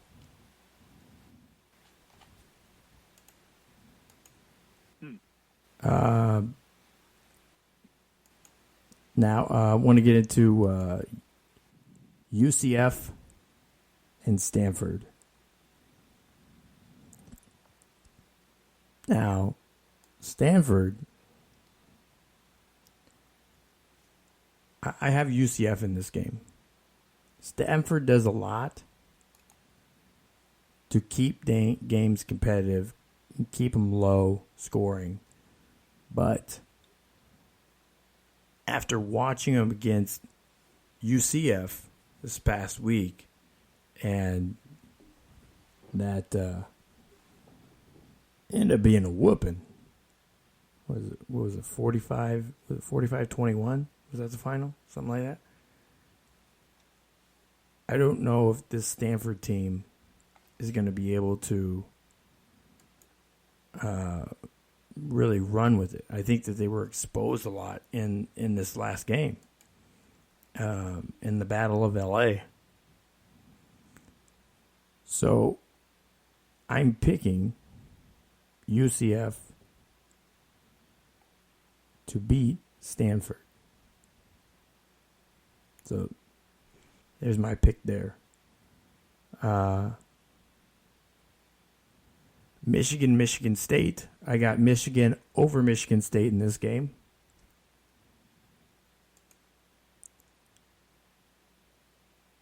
Iowa Arizona State, Michigan State. Arizona State. What did I say? Michigan State? I might take Michigan State over Michigan too. I don't know. I might call that this week. Iowa's got like a fifth-year senior at quarterback, Stanley. He gets the job done. I have Iowa over Iowa State. I'm sorry, Iowa State. You know, my first college football game was an Iowa State at Nebraska game. And they got throttled. It was like 69-0. Something like it was ridiculous. But that was my first college football game.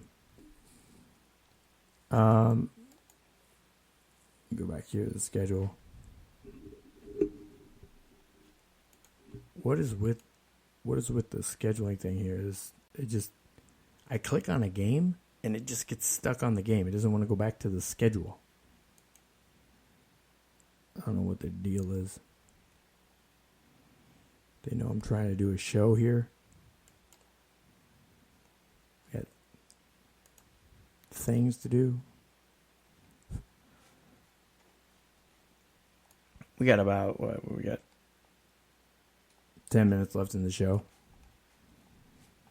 All right. And then I got Maryland over Temple. Penn State over Pitt. Ohio State over Indiana. Spoiler alert. Let's see here. Alabama beats South Carolina. UCF beats Stanford. USC BYU. Like I said, that could be a very interesting game. It's in was it Prevo, Utah? So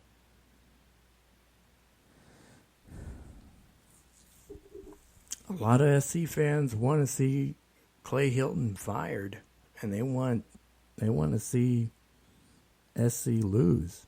But with the way that way this kid just came out firing on all cylinders, I got SC beating BYU.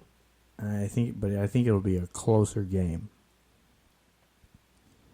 Memphis beating South Alabama. Let's see who else has a notable game. Like I said, Michigan State over Arizona State. I have Colorado State beating Arkansas. That shouldn't spoil nobody. Good news for Miami fans. You get your first win of the season against Bethune-Cookman, which is an in-state rival. Yeah, Daytona Beach. They're in-state rivals. Is that a surprising one for you? Nah.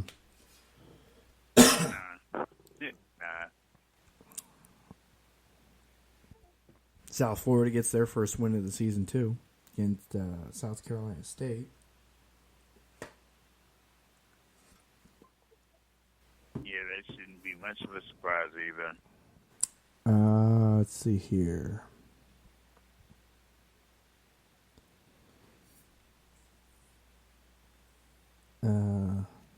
Clemson over Syracuse. I don't think that.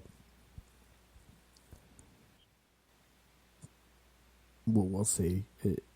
It's been a close game or a loss for Clemson the last couple of seasons. It won't be this year. Washington versus Hawaii. The Huskies lost last week to Cal. 20 Yeah, to that 19. one, I was surprised about.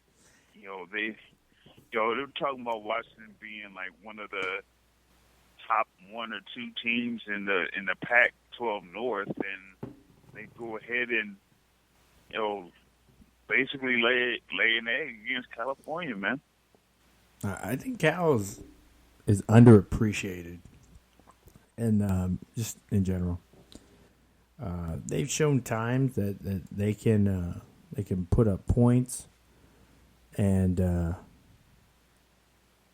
I think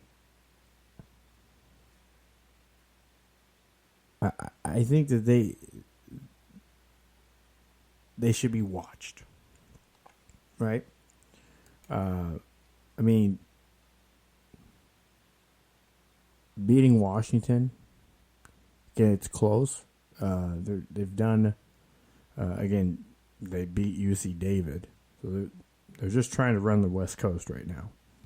Just win everything on the West Coast, evidently. But, I mean, they have a decent schedule. They face North Texas this week, which it was the Sun Belt champion, former Sun Belt champion. Then they go to Ole Miss, Arizona State at home, head to Oregon. By the way, Oregon put up 77 on Nevada, who beat Purdue. Clearly letting out some pent-up aggression. Host Oregon State, go to Utah, which that be tough. They host Washington State and SC, and then end the season going to Stanford and UCLA. So the Pac-12 just seems so interesting. Big Ten feels that way too. I don't know. It just seems so interesting, and that could be the downfall of either side of these schools or these conferences. Is just that some teams are rising up and getting better, and being the ones that end up playing spoiler or are getting some unexpected wins. So Texas should bounce back this week against Rice at home, and that should wrap it up for my picks there. So you were saying today. So this weekend we have a fight. This weekend Tyson Fury fights this weekend, a warm-up fight. And Wilder Ortiz 2 is on the books for December. Is that correct? November. That rematch would be scheduled for November 23rd. But here with Tyson Fury, he's facing Otto Wallen, some undefeated guy, but it should be another whitewash for him. That he should be able to get through this fairly easily. It's just a question of what his next fight is going to be. They say that they have signed for Tyson Fury and Deontay Wilder to fight on February 22nd, but that would mean that Deontay Wilder would have less than a 8-week turnaround or so, or actually 3 months or so before that could happen. So it'll be interesting because last couple of times Wilder has fought like twice a year. It's been like huge gaps in between those two fights. So, last year it was March, then it was December, and, this year it's going to be, May and November. So, if he has like a shorter turnaround from November into February, that's going to, be put into question. So, either one of those fights, Wilder Ortiz, Tyson Fury against Otto Wallen, those are supposed to be like whitewashes, so I'm not really, putting too much into either one of those fights. Just looking forward to Anthony Joshua and Andy Ruiz 2 on December 7th for the Unified Heavyweight Championships. That's basically the main fight in the heavyweight division right now. And Andy Ruiz is coming into this fight in the best shape of his life. I saw some Instagram photos. I don't know if they're photoshopped, but the dude that was tubby has some abs, yeah, those man. Are Photoshop. Is it Photoshop? Yeah, I was those say are Photoshop. that has to be like Yeah, the those biggest are Photoshop, man. the biggest turnaround ever. Like you didn't see the face-off that they had last week. No. Or 3 face-offs, actually. They did a press tour going through multiple places. They went to Saudi Arabia, where the site of the fight will be. They went to New York City, and then they went to London, England. So, Andy Ruiz is good and healthy coming up for his next bout against Anthony Joshua. So, as far as like having that so-called six-pack, that's not going to happen. No? Well, it was optimistic. So, Yeah. but that's gonna wrap it up for this week on the Cold Hard Truth on Sports. Thank all of you over there on Facebook for joining in and tuning in, as well as you over on Blog Talk Radio and Spreaker. Thank you for tuning in on the podcast, SoundCloud, and YouTube. So very much appreciated. So y'all have a good evening, and look forward to seeing it back this next week. And James, Tuesday or Sunday. Right. So, all right, we're out for this week. Peace.